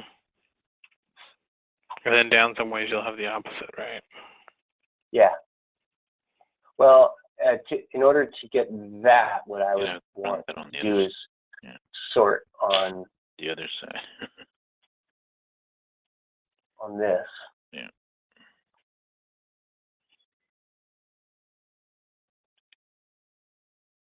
Okay. Is that right? Oh no, I'm already scrolled down a little bit. Yeah. There we go. So these are new points. Or I'm sorry. So if I go back over here now. These are old points. That didn't map with the new. Yeah. Yeah. So 84U should be in there somewhere. If this is. Let's see, how do I? Oh, that's what the further queries are for. So this is interesting. There's only 165 old that don't map to new. That's kind of cool. Anyhow, all right, let's move on to the next sort of step in the query chain. So we've got this join. All right, attribute query 1, or attribute query of join of blah, blah, blah, blah, blah, blah. Look at this. So what we're doing is saying, okay, just show me all the records where a unique key old is null. So basically what we're saying is, show me the records where we have a new sequence listing record, but no partner old record to go with it. So these are orphan new records that need to be looked at and added, essentially added to TSN points.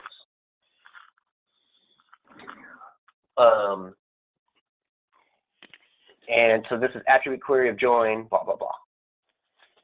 And by the way, what that also means is that these don't have geometry, right? Because only the new stuff has geometry. Right. What it does have, though, is an ODO. So if we want to see the result of this query on the map, the way to do that is to create a dynamic segmentation, a points-based dynamic segmentation of this attribute query, which I've done here. And of course, Dyn-seg queries kind of stink because you can't go back and look at them after you've created them. You can't look at the properties upon which it was created. That's a little bit of a bummer. So let's look at it here, though.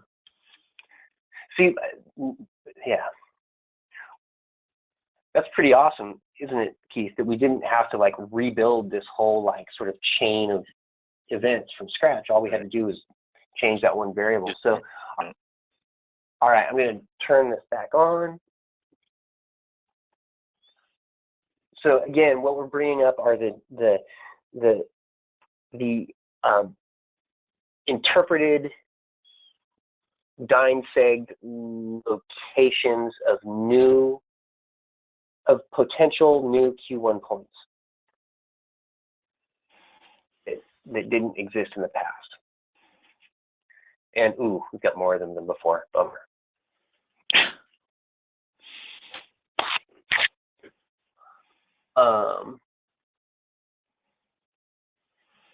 Wonder if our friend down in Big Sur or Cincinnati or whatever is still there.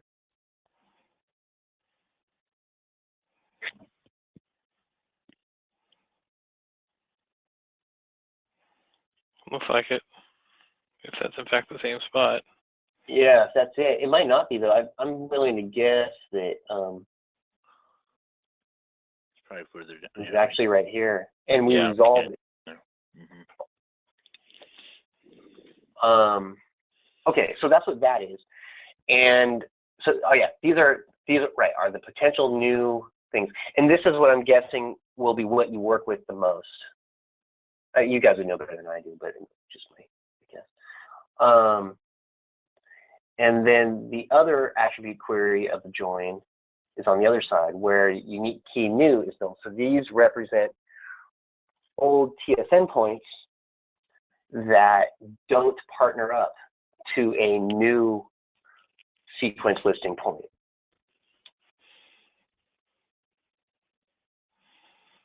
And those already have geometry, so we can just look at them.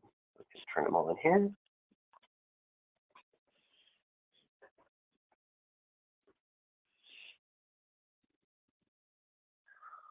$165.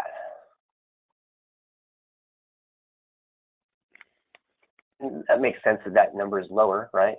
Right. Why would that happen? What's that? Having more records in the new data?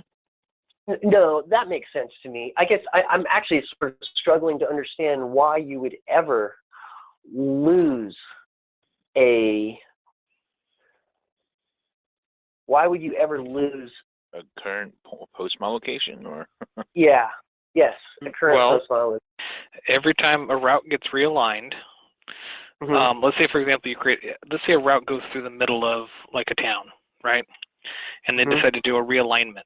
So they build a bypass that ends up going around the town, and then they relinquish the segment that went through the town. I see. There would have been a whole series of post miles associated with the route going through the town. That segment of route doesn't exist anymore. Therefore, they're gone.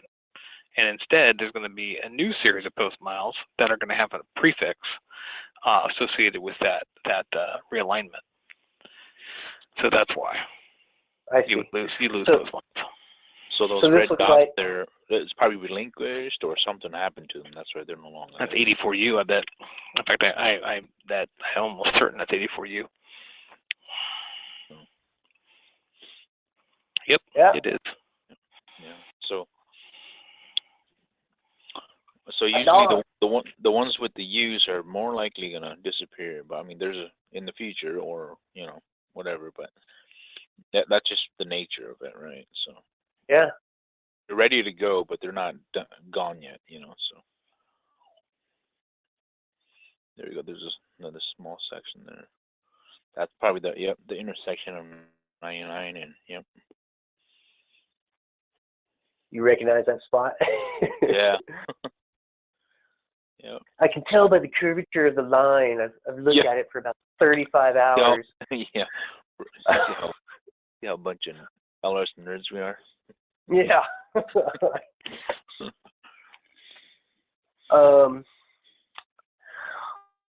Okay. So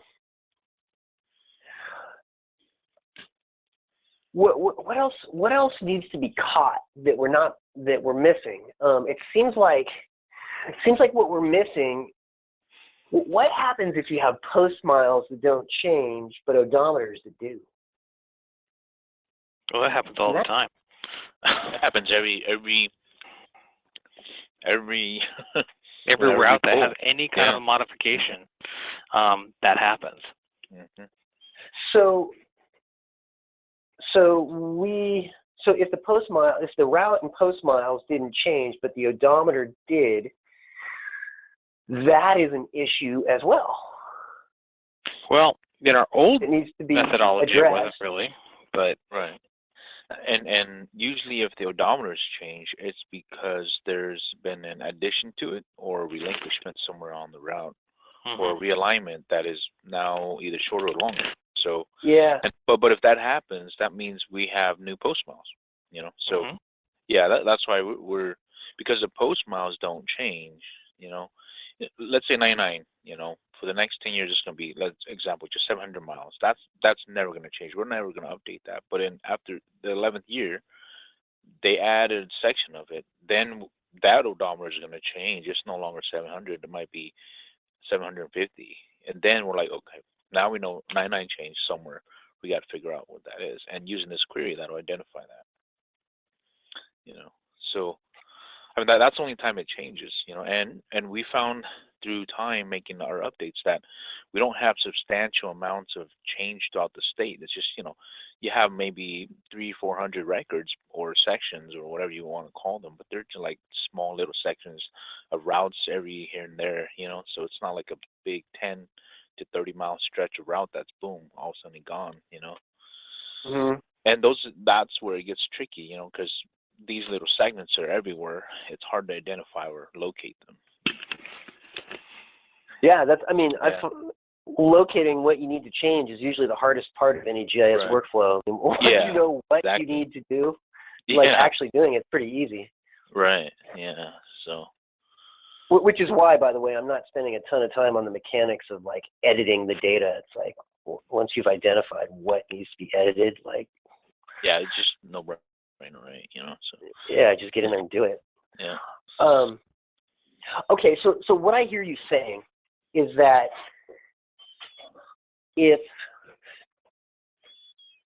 whenever an odometer changes, so does a post mile. It's never the case that an odometer will change without the post mile also changing.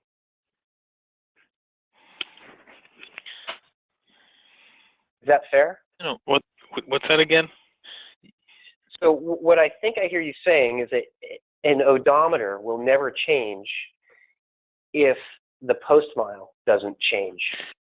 The odometer will never change as long as no post mile anywhere on the route never changes.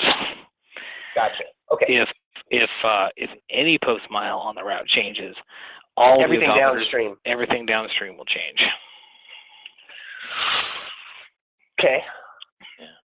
And we found that it's pretty consistent, you know. So, you know, because we're doing the calculations outside of, you know, whatever it is, right? But we found that they're pretty consistent. So, you know, that post mile, that odometers change only when post miles change, you know. So it's pretty. Yeah. Yeah. That's what we found, you know, since we've been making updates, you know.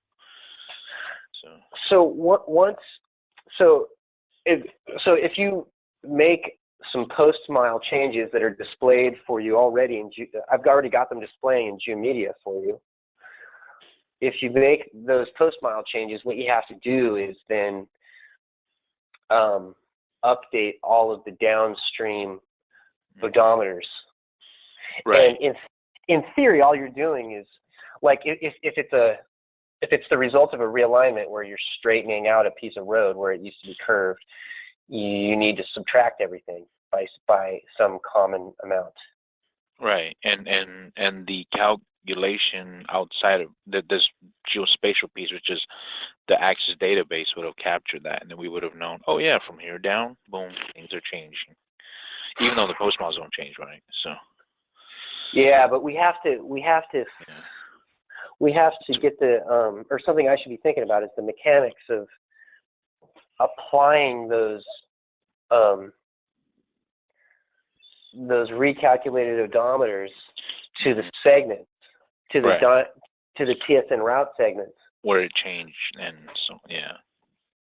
Because I right now I don't see a straightforward way to do that. Well, that's why in the past we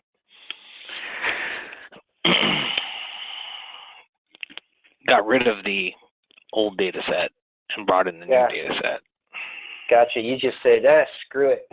Yeah, pretty much. Forget the old We data. said the old data is no longer valid. We just said the old data. We basically overwrote the old data with You just started off new again. Knowing of course that in the overwhelming majority, high 90% of the route, and in many cases probably 100% of the route is exactly the same.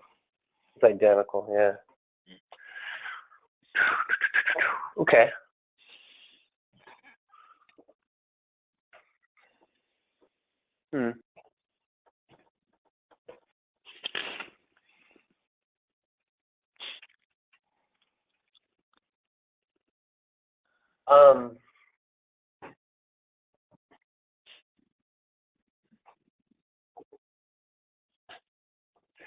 Well, gosh, you know what I want to say is maybe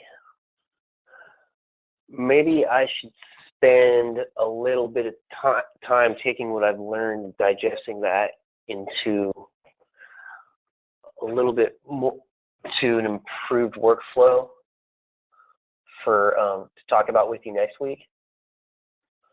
Because I've certainly learned a lot today, and I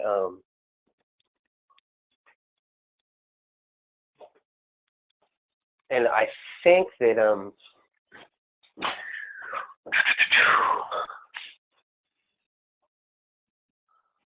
I'm gonna need help from you guys, though. At least from one of you guys, to make sure I'm not spinning my wheels on the wrong stuff. But how do you guys feel? At least, I mean, I get that the mechanics of the actual editing are still kind of up in the air, which is what I'm going to work on between now and next week. Mm-hmm.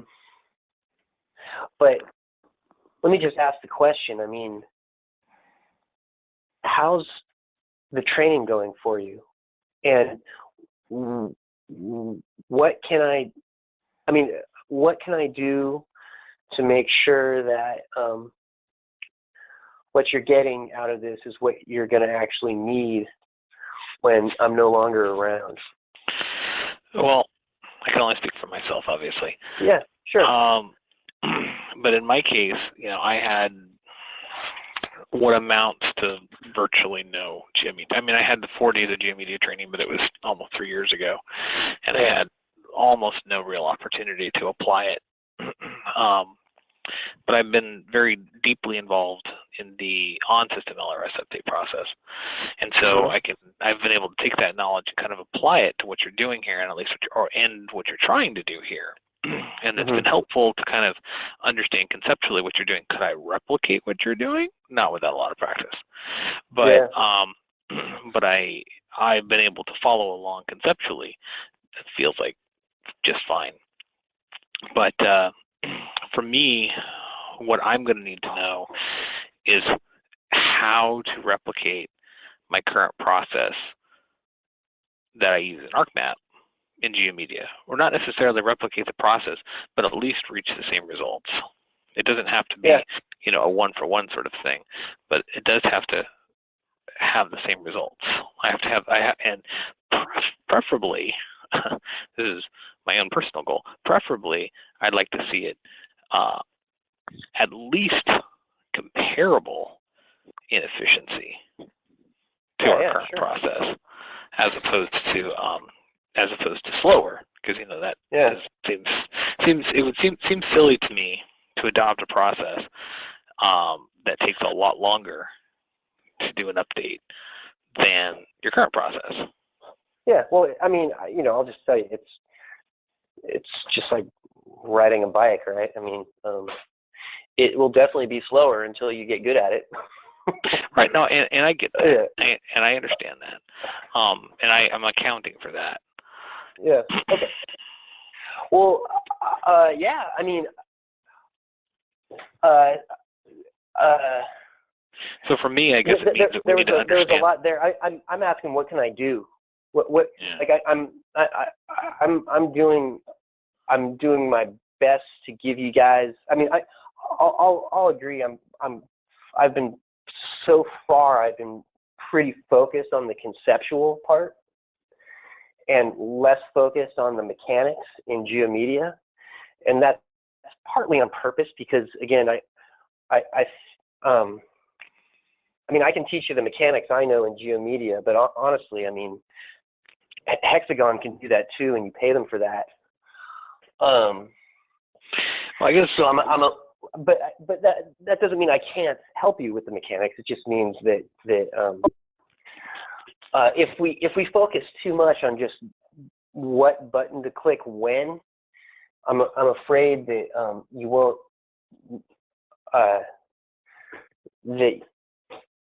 mean, honestly, the only way you learn any software, right, is by using it. I mean, have you guys have you had the time to play with the data in GeoMedia?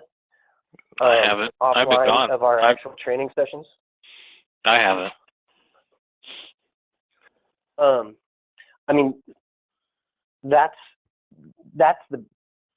something that you could do. I mean, but right, I guess more importantly, I mean, is there something I can do in the training sessions to help you to achieve sort of that more practical kind of level of experience, not with the data as much as the software, which is what I think you're asking for? Well, I guess what I feel like I need is to see how this is going to first know that it's producing the final product exactly the way we want and need it. That's the first thing. We have to know that we can create a product using GeoMedia that gives us an output that will work for our customers. That's okay. First. And once we know that we have a file that will do that. Well, you've had access to the data for like a month and a half now. We could. Are you talking about the dissected data? Yeah. I mean, I guess I would have to talk to Keith, but I don't have the vaguest idea even where to begin with, because I know that we would probably have to do some sort of FME conversion to get it into GeoTest and all of that, and I don't have any idea what's involved with that, but that would be something that we'd have to work out, and that would probably be separate from this. Yeah. But once we can focus. Actually, that's actually in theory that very process of extracting the data, using FME to extract the data into an ArcGIS data set that is like what you are used to publishing now, is sort of the goal of was the stated goal of next week. But why? Why? Yeah, why do we need to bring it into ArcMap at all? That was something that you and I had talked about before. The only purpose of bringing it into ArcMap was so that we could publish it, I presume. But when we talked about our publishing methodology, we could skip that whole step and presumably bring this data directly into our web test environment.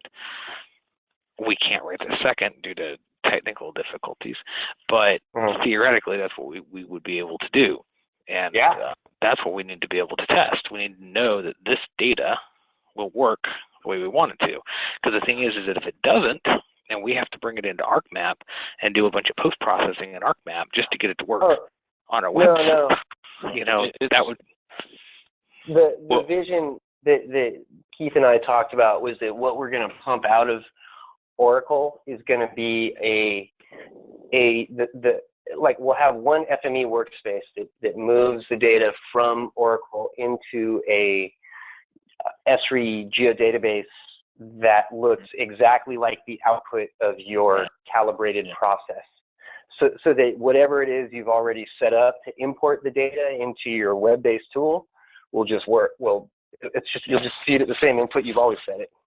Yeah, it goes into our test environment as a shapefile, so it's still going to be that same process. It's just that we're grabbing it from GeoMedia instead of straight from our file geodatabase that we store that data. So it's still that process is going to be the same. It's just now that we're just saying instead of file geodatabase to post GIS or something, it's just GeoMedia to post GIS or whatever. Right. But that's what I was suggesting. Yeah. So that skips ArcMap entirely.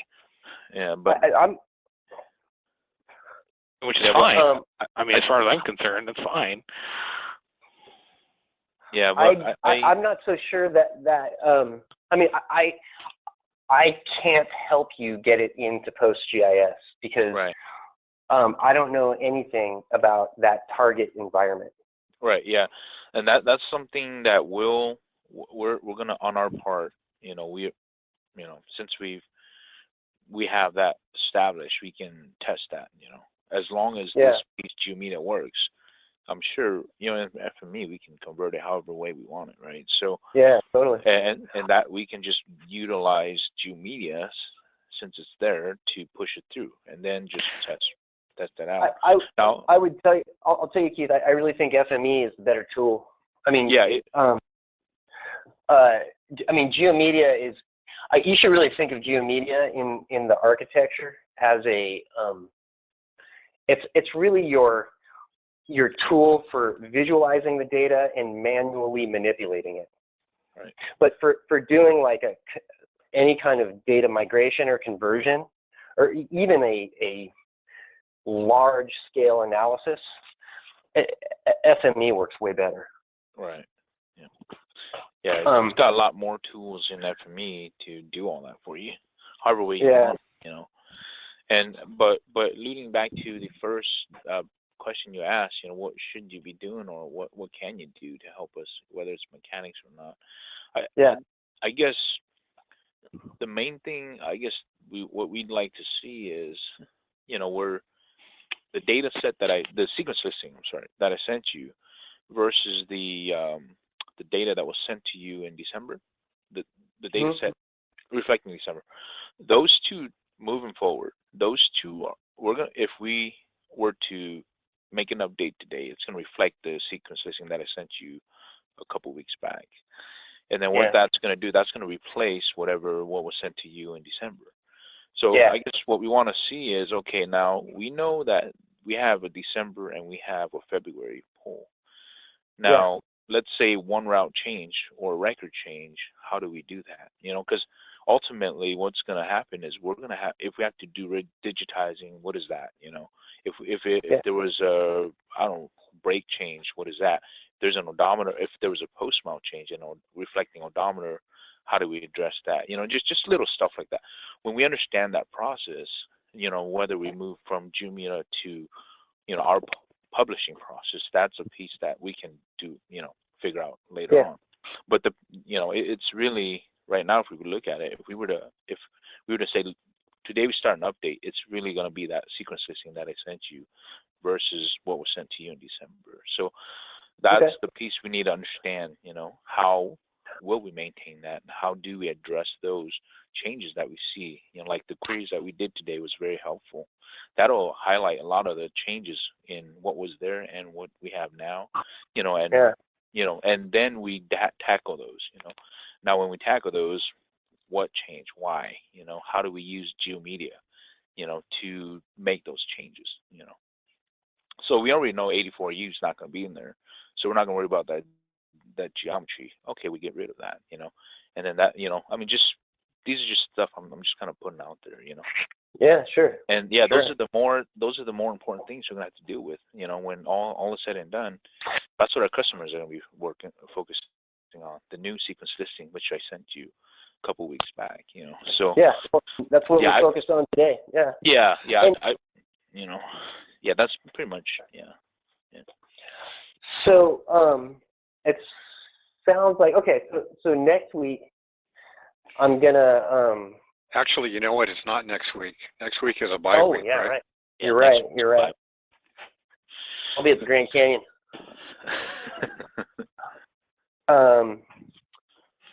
But between now and next time we meet, right? I'll be. Yeah, I'll spend some time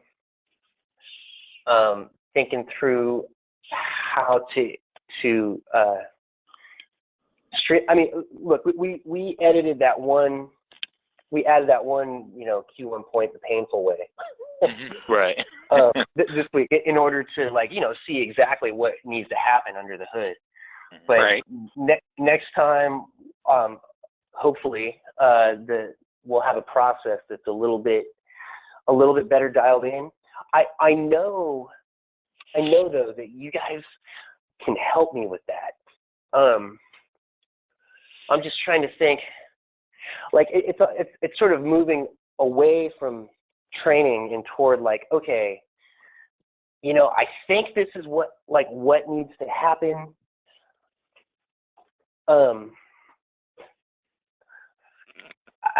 Yeah. Well, I guess we're gonna meet when we meet, and the best thing I can do is push the mechanics of the editing as far as I can, knowing what I know. And you guys will just have to tell me where I've got it right and where I've got it wrong, like you did with the unique keys for the both for the old and the new. Yeah, and that's the best that we can do. Like I said, I'm happy to jump in and help wherever I, as I'm understanding the concepts, and maybe it's jumping ahead, but like I was saying, I think that for me, it's useful to know that we can come up with a working end product, and that we can get there relatively efficiently. Once I know that that's the case, I'm happy to work through and understand all the technical elements that go with that. There's no doubt that we can. I mean, here. Let's maybe we can spend. We can stay on the line for another hour if it's productive. And one thing I can do. I have to take out a little before that, but not too long. Oh, okay. One thing I can do for you right now is just point out that I do have a workflow, an SME workflow that I would call half-baked, but partially baked, that's expressly for the purpose of migrating data out of your Oracle database and into a shapefile that that looks just like the same shapefile of routes that you've always given me. And let me see if I can bring that up real quickly here. You guys are Caltrans.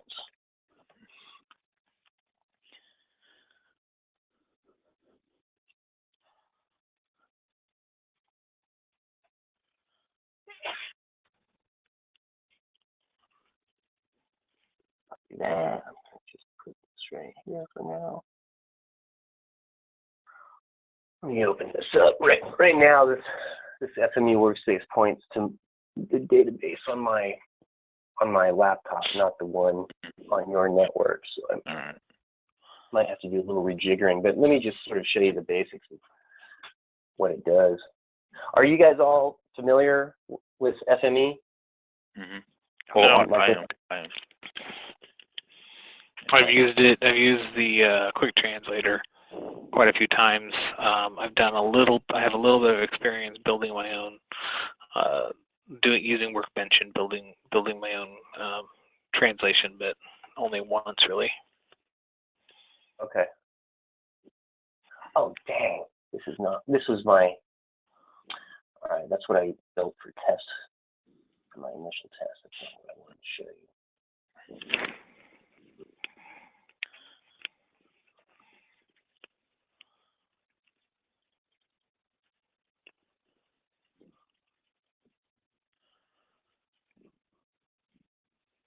TSN routes to file geodatabase. That's it.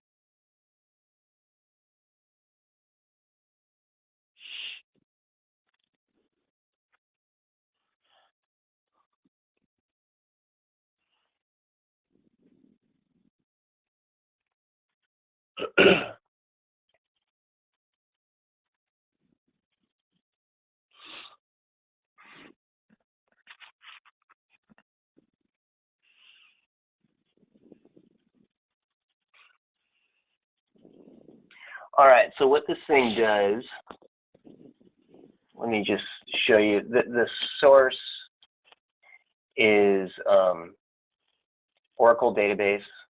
So there's an Oracle spatial reader, and there's an Oracle non-spatial reader. And the spatial reader is for the routes, non-spatial is for the TSN routes events, right, which don't have geometry in them.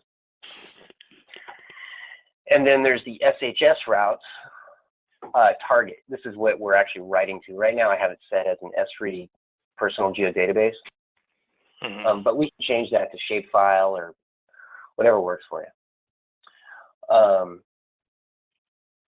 And this is how it works. It reads the routes, and it reads, so this is, yeah, this is routes. Yeah. This is TSN routes table. This 2D forcer, all data that comes out of Oracle or a GeoMedia database, I put through a 2D forcer just because it cleans up third-dimensional geometries that are within the vertices that don't need to be there. It's just, it's like data cleansing. This is it. This is like the Dyneseg transformer. So what this does, this is the same thing as doing a Dyneseg within GeoMedia or within ArcMap. It's the same thing. And in this case, and if you look at the information in here, it's grabbing the the feed, network, event, all familiar stuff, right? Yep, it's familiar. Pump it out of here. I do a test to verify that we've got ODOs for everything.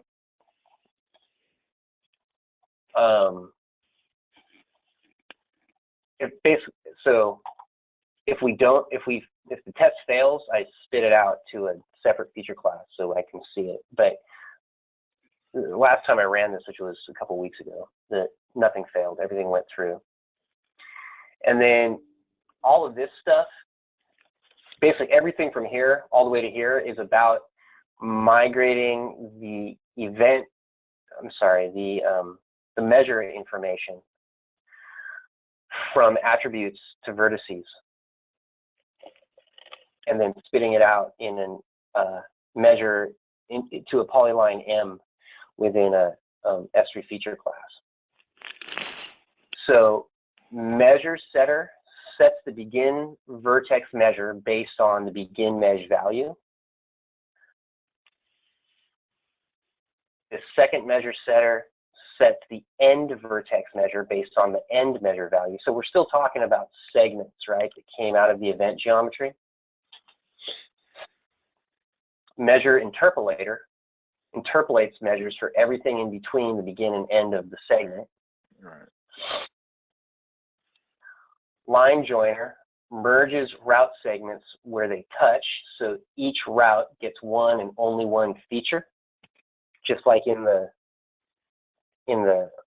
ArcGIS world. Yeah, everywhere is one. Yeah, one continuous line. Yeah, but it's still. But now that all the measures are set within the vertices, that's not a problem. Mm-hmm. Yeah. That's what these three have done. attribute creator.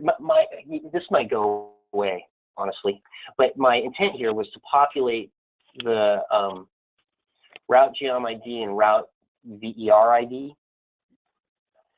I'm a little bit. That's something I want to talk to you guys about. And then the last step is an aggregator. It assembles multi-part routes into aggregate geometry. So what the line joiner doesn't do is where you have a gap in a route, it still considers that as two separate features. So what the aggregator does is it makes it so that, you know, if you have one route with a gap and then the route continues further downstream, it comes across as one multi-part feature. And then the output, I'm calling TSN routes, except in here it has geometry. I can run this. I'd have to repoint this stuff. Want to run it and see how it looks? Yeah, sure. Actually, while you do that, I'm going to step away for a second. I'll be right back. Okay. Yeah, it should just output to actual file geodatabase. Yeah. Yeah. It'll output to an MDB geodatabase. Let me just check here.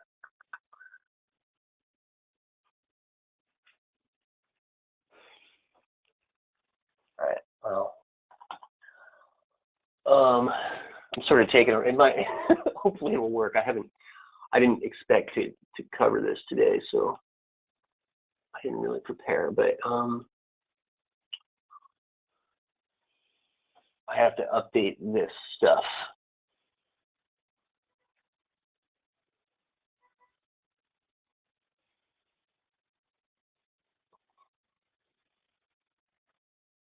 Yeah, database connection.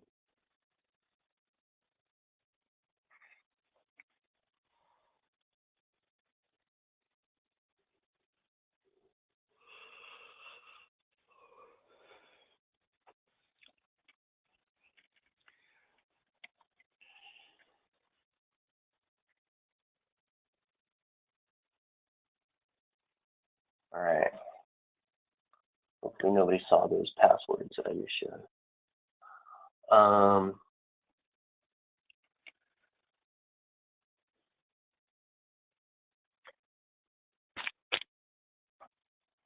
LRS. So this is a read-only username.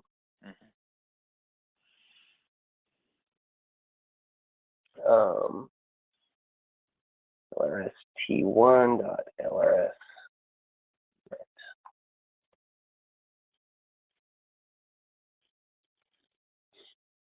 Cool. And actually, I should see.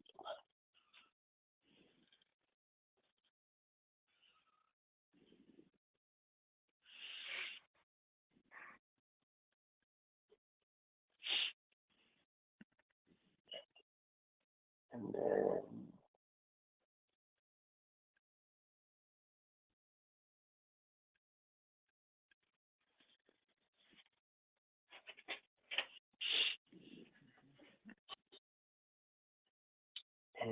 this is outputting to where? C temp. I should put it to D temp. On this machine.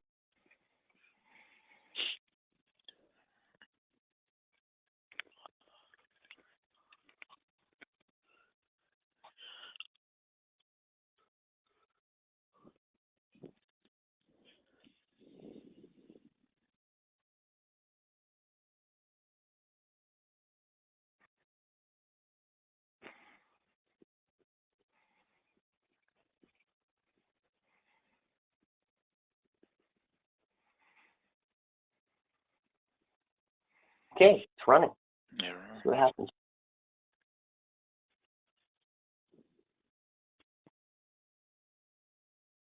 Oh, look, I already see some problems. Yeah, it's saying route pre specified on feature type, but does not exist in the table. Make sense? No, because I don't know enough about your table structure. Well, yeah, you do. We spent like 4 hours talking about it. Well, I don't know what route 3 is, for example. I don't know what that is.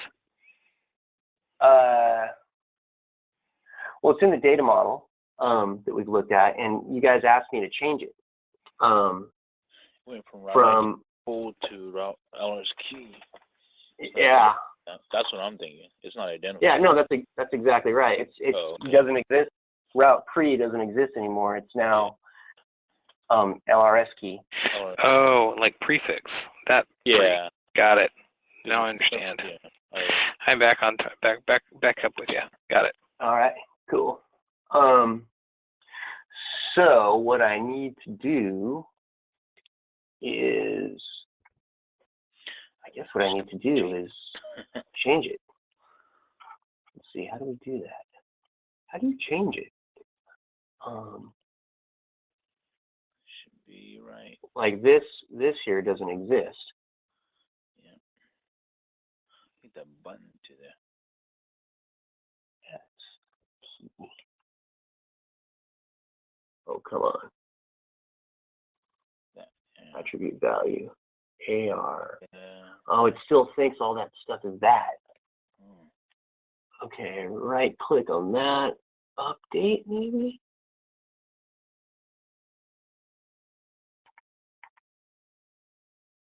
All right, what I'm going to do is I'm going to import feature types.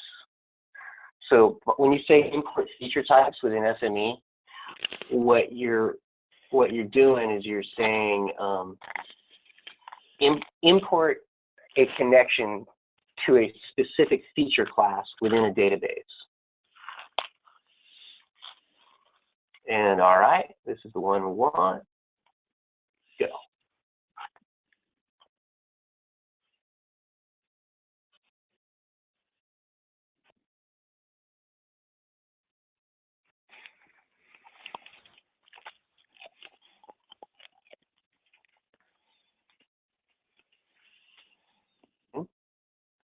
Did anything happen at all?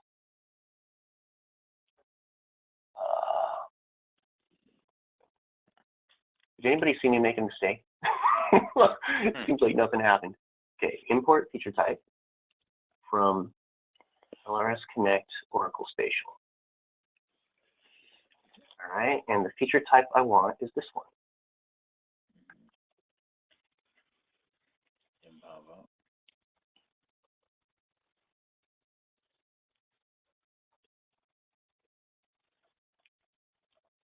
Thinking. Okay.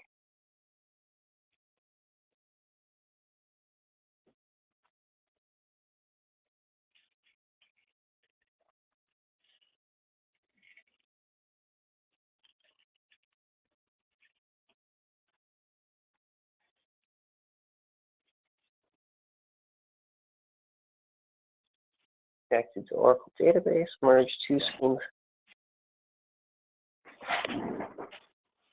Where are my featured data sets?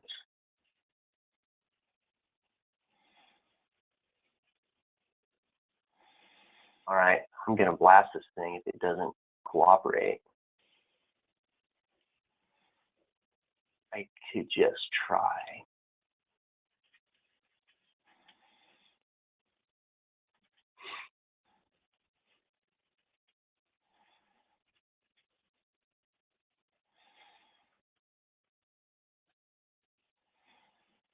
Do you guys understand what I'm trying to do here? Yeah. If you don't, like, I don't blame you. I'm just trying to reset this feature class to read the most up-to-date table design. But it looks like it's not going to cooperate. I think I'm probably going to have to blast this. Yeah, fine. You might have to rebuild it using the current. All right, try it now.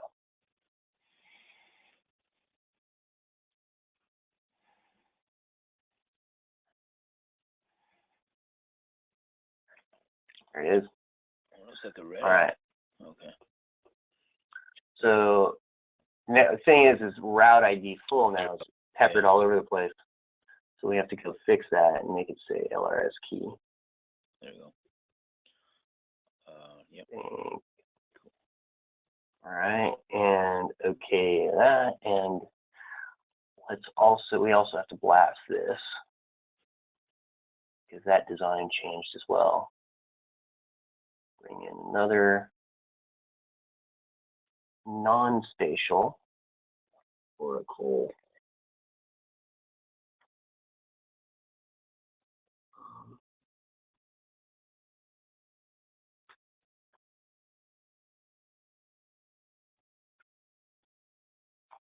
Oracle non-spatial, because remember TSN routes is a non-spatial table.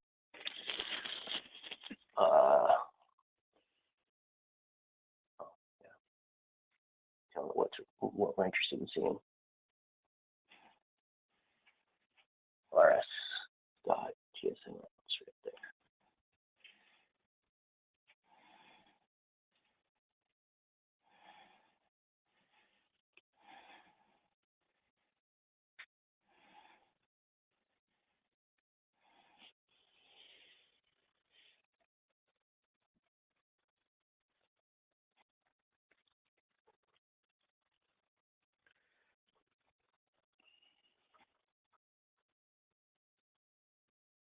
There we go. Yeah, looks like it's a match now. All right, that should be good. Anything change here? Nope. Just so you know, Keith, I guess, Keith, I assume you're the only guy with FME experience on the line. Yep, what's up? This index business here, what you're telling it is, see, for the measure setter, by saying index of 0, you're saying the first vertex on the line. Oh, okay. Okay. And by saying -1 here, you're saying the last vertex on the line. Mm-hmm. And then anything else is like downstream from 0. Mm-hmm. Measure interpolator, all right, that's simple enough. Line joiner.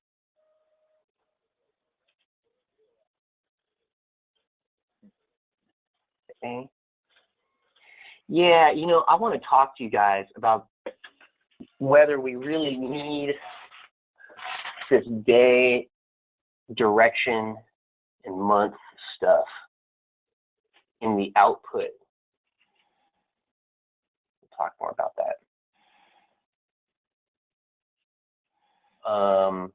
Attribute creator, this is all this stuff, yeah. Aggregator,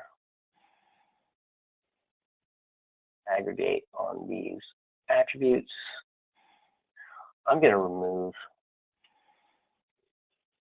those things that I don't understand.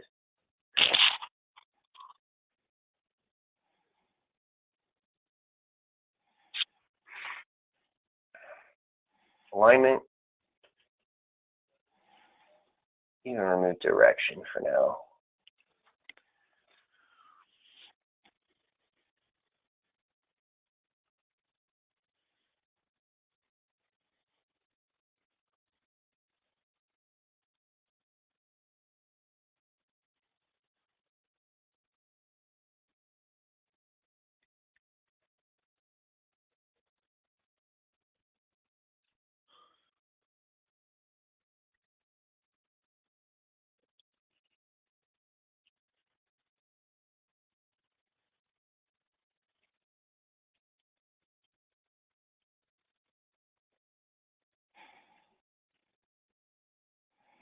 Okay, run this.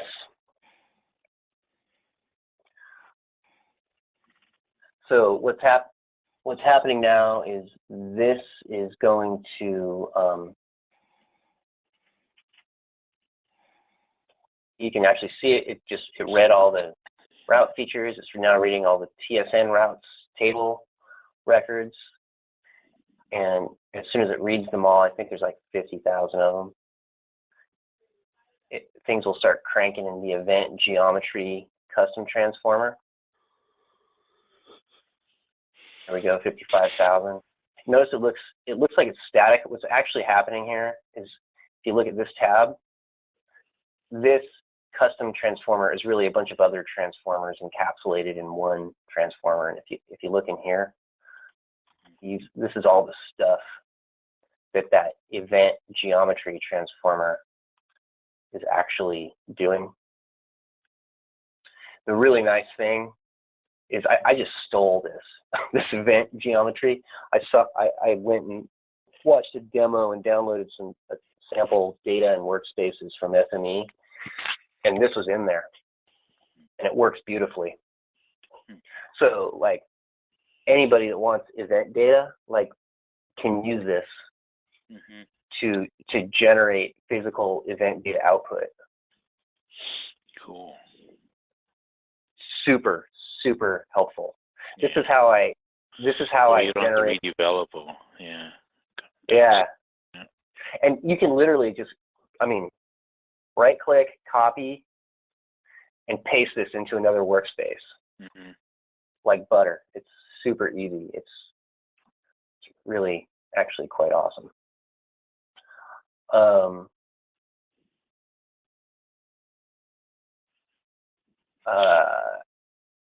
And let's see here. Eventually, we will get, when it actually starts writing data, you'll see the. That's the location, huh? Yeah, this is the location. Okay. Yeah. Oh, yeah, it's running through.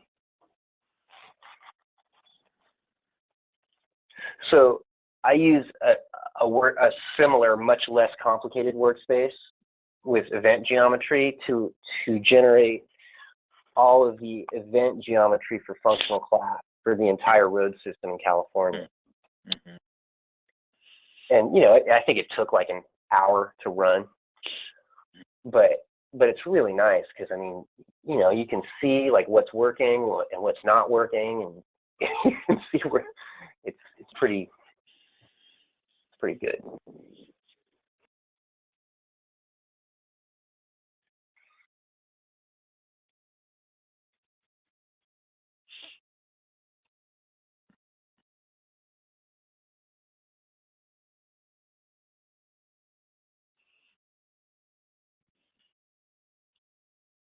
Anyhow, I think this will take about 10 or 15 minutes to run and all.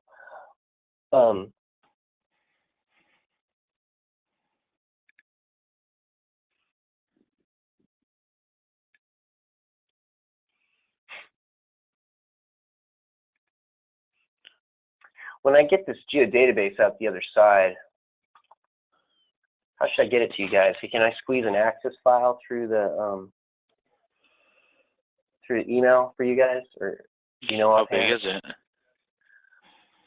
I don't know. If it's just a size thing, I think it should be no problem. It's not a ton of data. Yeah. But if like MDBs are considered dangerous potential, viruses in your system, you can. I'm sure you can just zip it and push it through. That should work. Okay.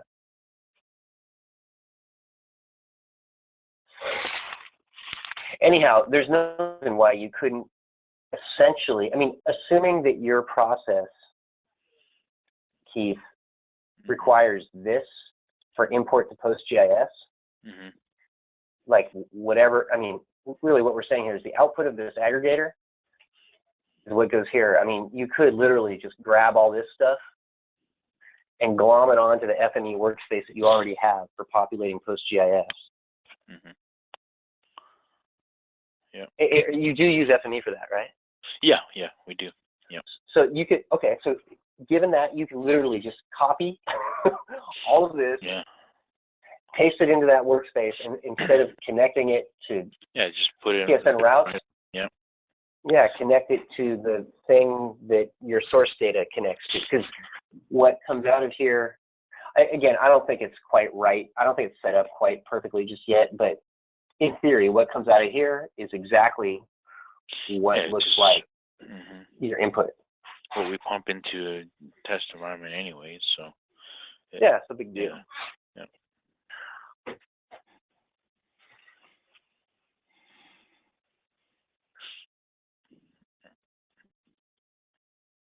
So maybe let's call it, and I'll send you the results of this output. Okay. Keith, I would really like to talk to you tomorrow about if it is necessary, like this RTE geom ID field. Based on everything I'm hearing from you, is that it's not the how do I put it, the sort of the date information that's within that field is not persistent. That's the wrong word. I mean, obviously it's not persistent, it's a date. But it's I'm wondering if you can live, my goal here was to create a shapefile that looks just like the shapefile you gave me at the beginning of this process. Or really that Tim gave me. The SHN lines underscore, right. A date.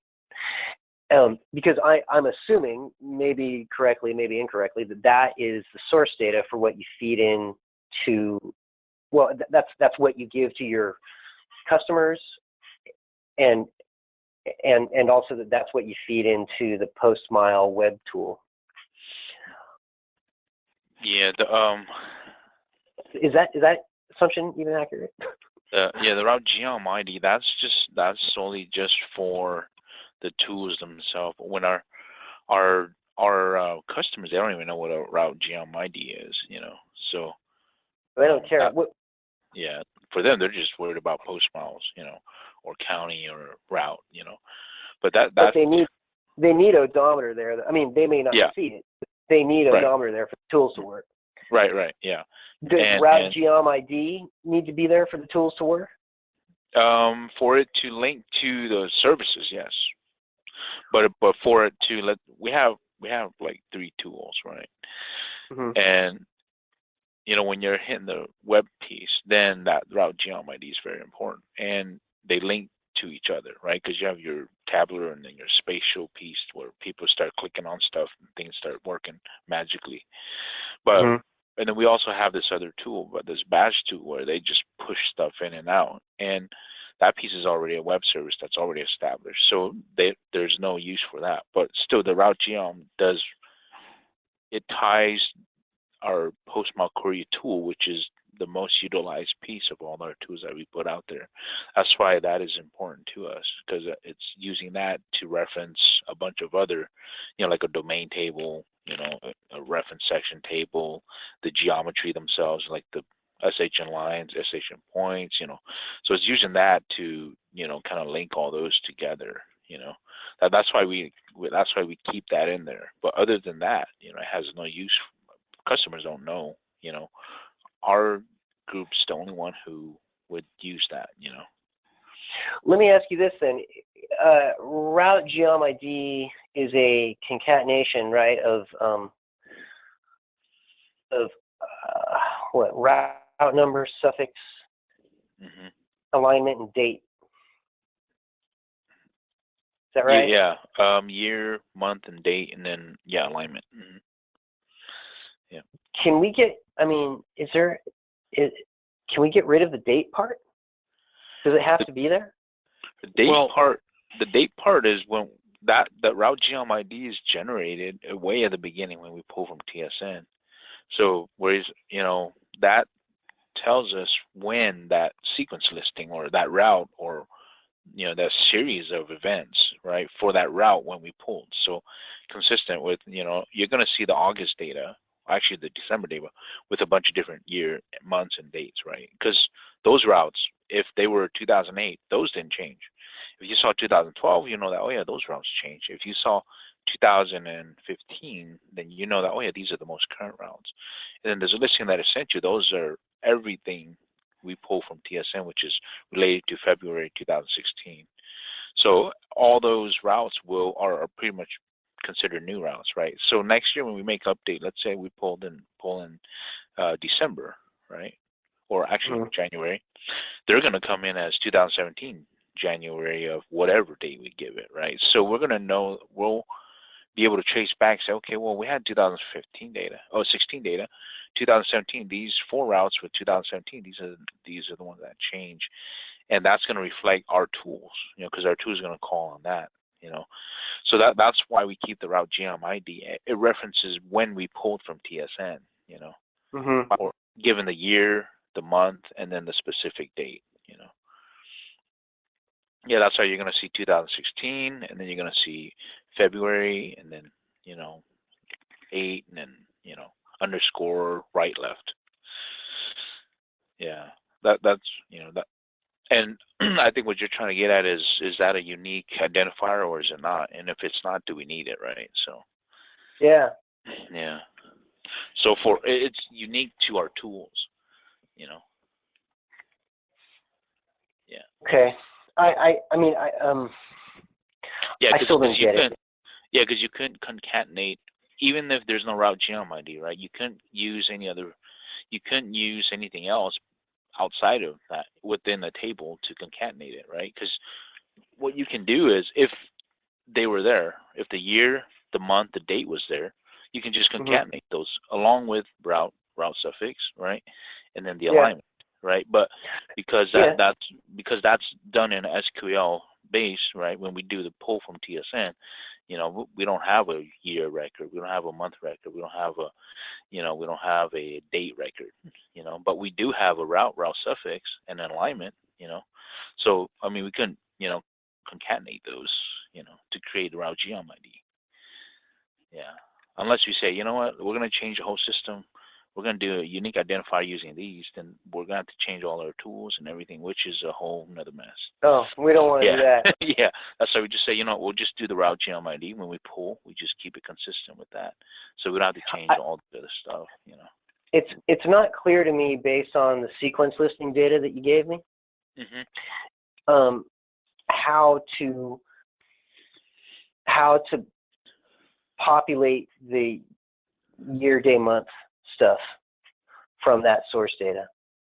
I mean, it's clear. I'm of course blanking at the moment on where I put the file. Yeah, the sequence listing doesn't have. It's not going to have the year, the month, and the date. Only the route GM ID is going to have that for you. Yeah. So it'll say year record or effective date or something like that, but it's not going to give you the specific date, like February 30th, or I'm sorry, there's no 30th, February 2nd or 1st or something like that. It's not going to have that. If it does, yeah, we can then generate a unique identifier for it. But because we don't, we're calling, when we call TSN, we say on February 2nd of 2016, we want this data, Okay. Yeah. So are you saying that you populate, well, okay, so your route GM IDs apply to an entire route? Yes. Yep. Route alignment, to be specific. Alignment each. Yeah. Right. Yeah, you're right. So,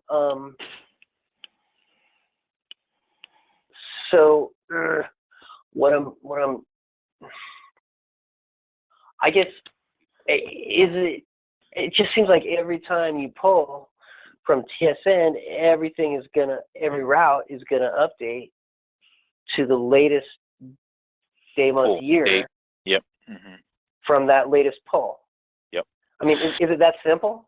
Yeah. Yep. And that's because TSN.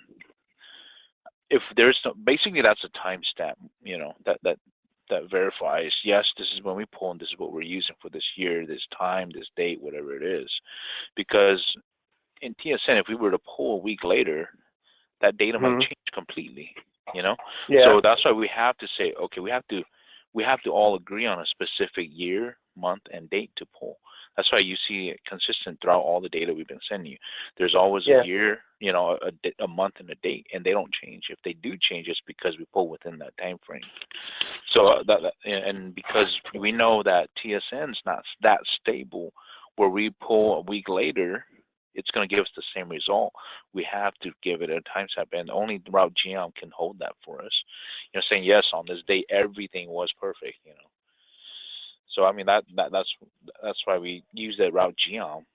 It helps multiple ways, right? In TSN, this is what it looks like, and our tools also reference that. So is it the case in your tools, specifically your web-based tools, like this PostGIS database that backends your web-based tools? Right. Do you store multiple iterations of the same route with different dates? Yes, we do have right now, yes, but we like to relinquish that. You know what I'm saying? Like to blow them out? Yeah. We like to look. This is the time. This is the year, the month, and the date we're pulling, and this is what we're sticking to. We're all trying to coordinate where every division or our customers and us, we sing from this. We're reading the same music sheet, right? So because we have multiple iterations out there, it's confusing, not just to us, but to other folks as well. Yeah, sure. Yeah, so if we keep it the same year, month, and date, then it makes sense to everybody, The problem is that we have users that actually demand that different dates, because they will base something on a particular poll, and because their process doesn't allow them to change or update it, they require that they have access to and be able to keep going back to that older date, even though we've made multiple updates. Yeah, and that's where it's so challenging. And so like right this very second, we have a situation where there's 3 different versions of the LRS floating around. Oh yeah. Amongst the different divisions for different purposes, and we'd love for that to not be the case, but it is, and they have different reasons. They have different reasons for wanting their different dates. Yeah. And that's the reason. Going back earlier when you talked about how we had, I had sent you the SHN file and had the date on it. That's the reason why that date's on it. It's so that we can easily distinguish. Okay, this is the one from that poll. This is the one from that poll at a glance. Yeah. If we can eliminate that, that'll help alleviate a lot of things for us and our customers. So. Yep. Yeah, you need geotrans. To really solve that problem. Yeah. Or I mean, I assume that since you guys chose roads and highways, that'll solve it too. We're hoping for one of those to, do that. Okay. Yeah. So I can see now that all of these have the same date. Right. So that makes this whole thing, this creation of the Route GM ID much easier than I realized. I had it in my mind that different routes could have different dates. No. Well, the only time this happens. Yeah, go ahead, Tim. Go ahead. I was going to say, the only reason that would happen is because what we were doing is the only time the Route GM ID was being updated is if something happened to that route that required that we update the route. Otherwise, we were leaving it alone, and so it would retain the old Route GM ID.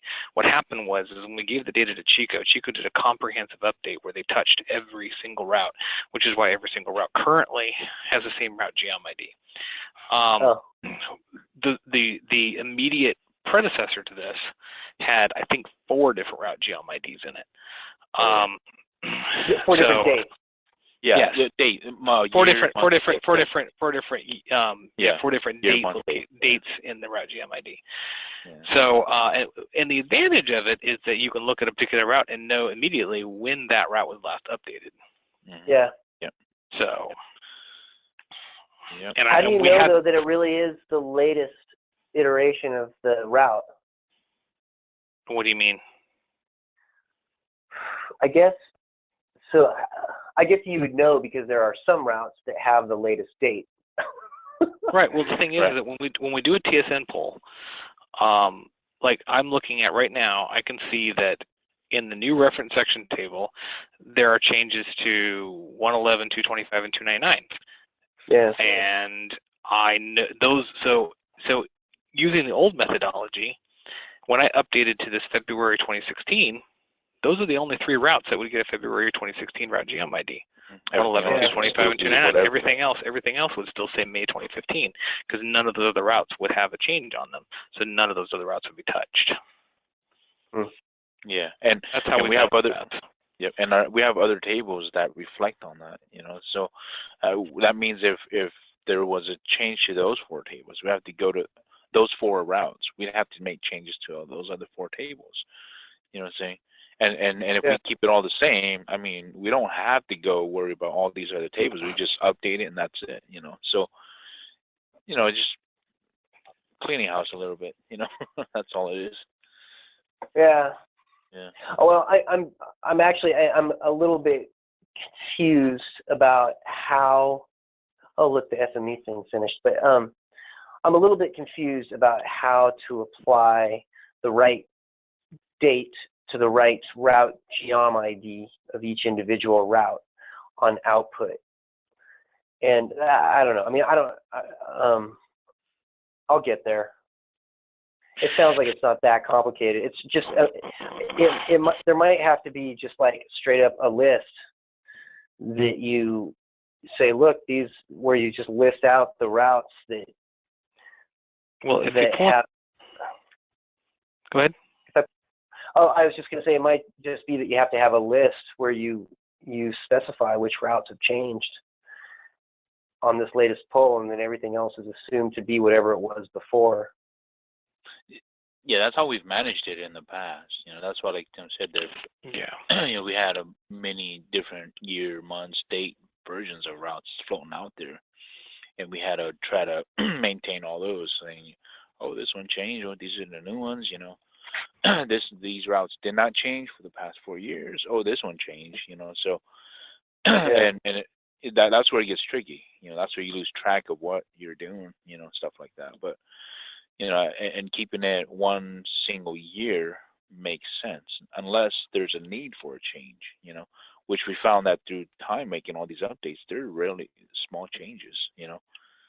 So if you see if moving forward you start seeing changes in routes, it's maybe because there's just small changes, and we're not expecting to see a lot of them. Yeah. I'm gonna need to take off pretty soon, by the way. Yeah, no, I hear you. Let me just show you. Oh, that's Farallon temp. Here we go. All right, here's the new MDB file. It's 20 megabytes before I zip it. Let me just, for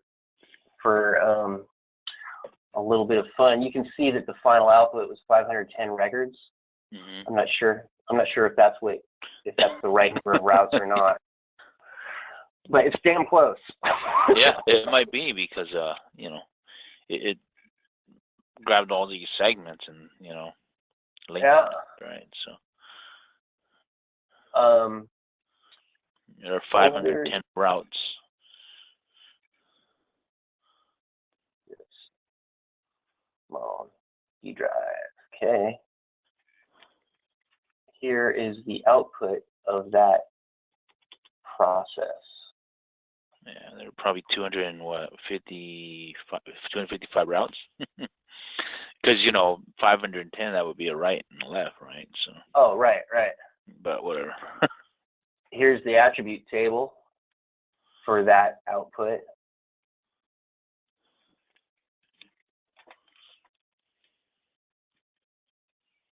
Oops. So you can see their polyline M's. That's a good thing, huh? Yeah. We know they got measures in them, so come on. Don't tell me you're having connection problems. All right. And yeah, should have been 4S, shouldn't it? Whatever. There's still some details to work out, but I'll send this to Okay. And yeah, I see where you're trying to populate the route geom and the route version ID, and yeah, that's what you were talking about, right? Yeah. I'm like, where do I get this in? I don't understand Right. it. And even the direction. I'm not clear what's meant by that. But let's address that next time. I know that Tim has to go and all that. But I will send you this data right now, and I'll be really interested to know from you, like, what you think the gaps are in it, besides just the attributes. Like, do some dynstag over it, and also do some work playing with the data within Oracle using GeoMedia, because that will just get you more comfortable using GeoMedia, and kind of put you in a position to ask me questions that are just more than me just guessing what I think you might like to know. Right. Yep. Okay. Sounds good. All right. Cool. All right. Take it easy, guys. Okay. Take care. All right. Have a good night. Bye-bye. Bye-bye.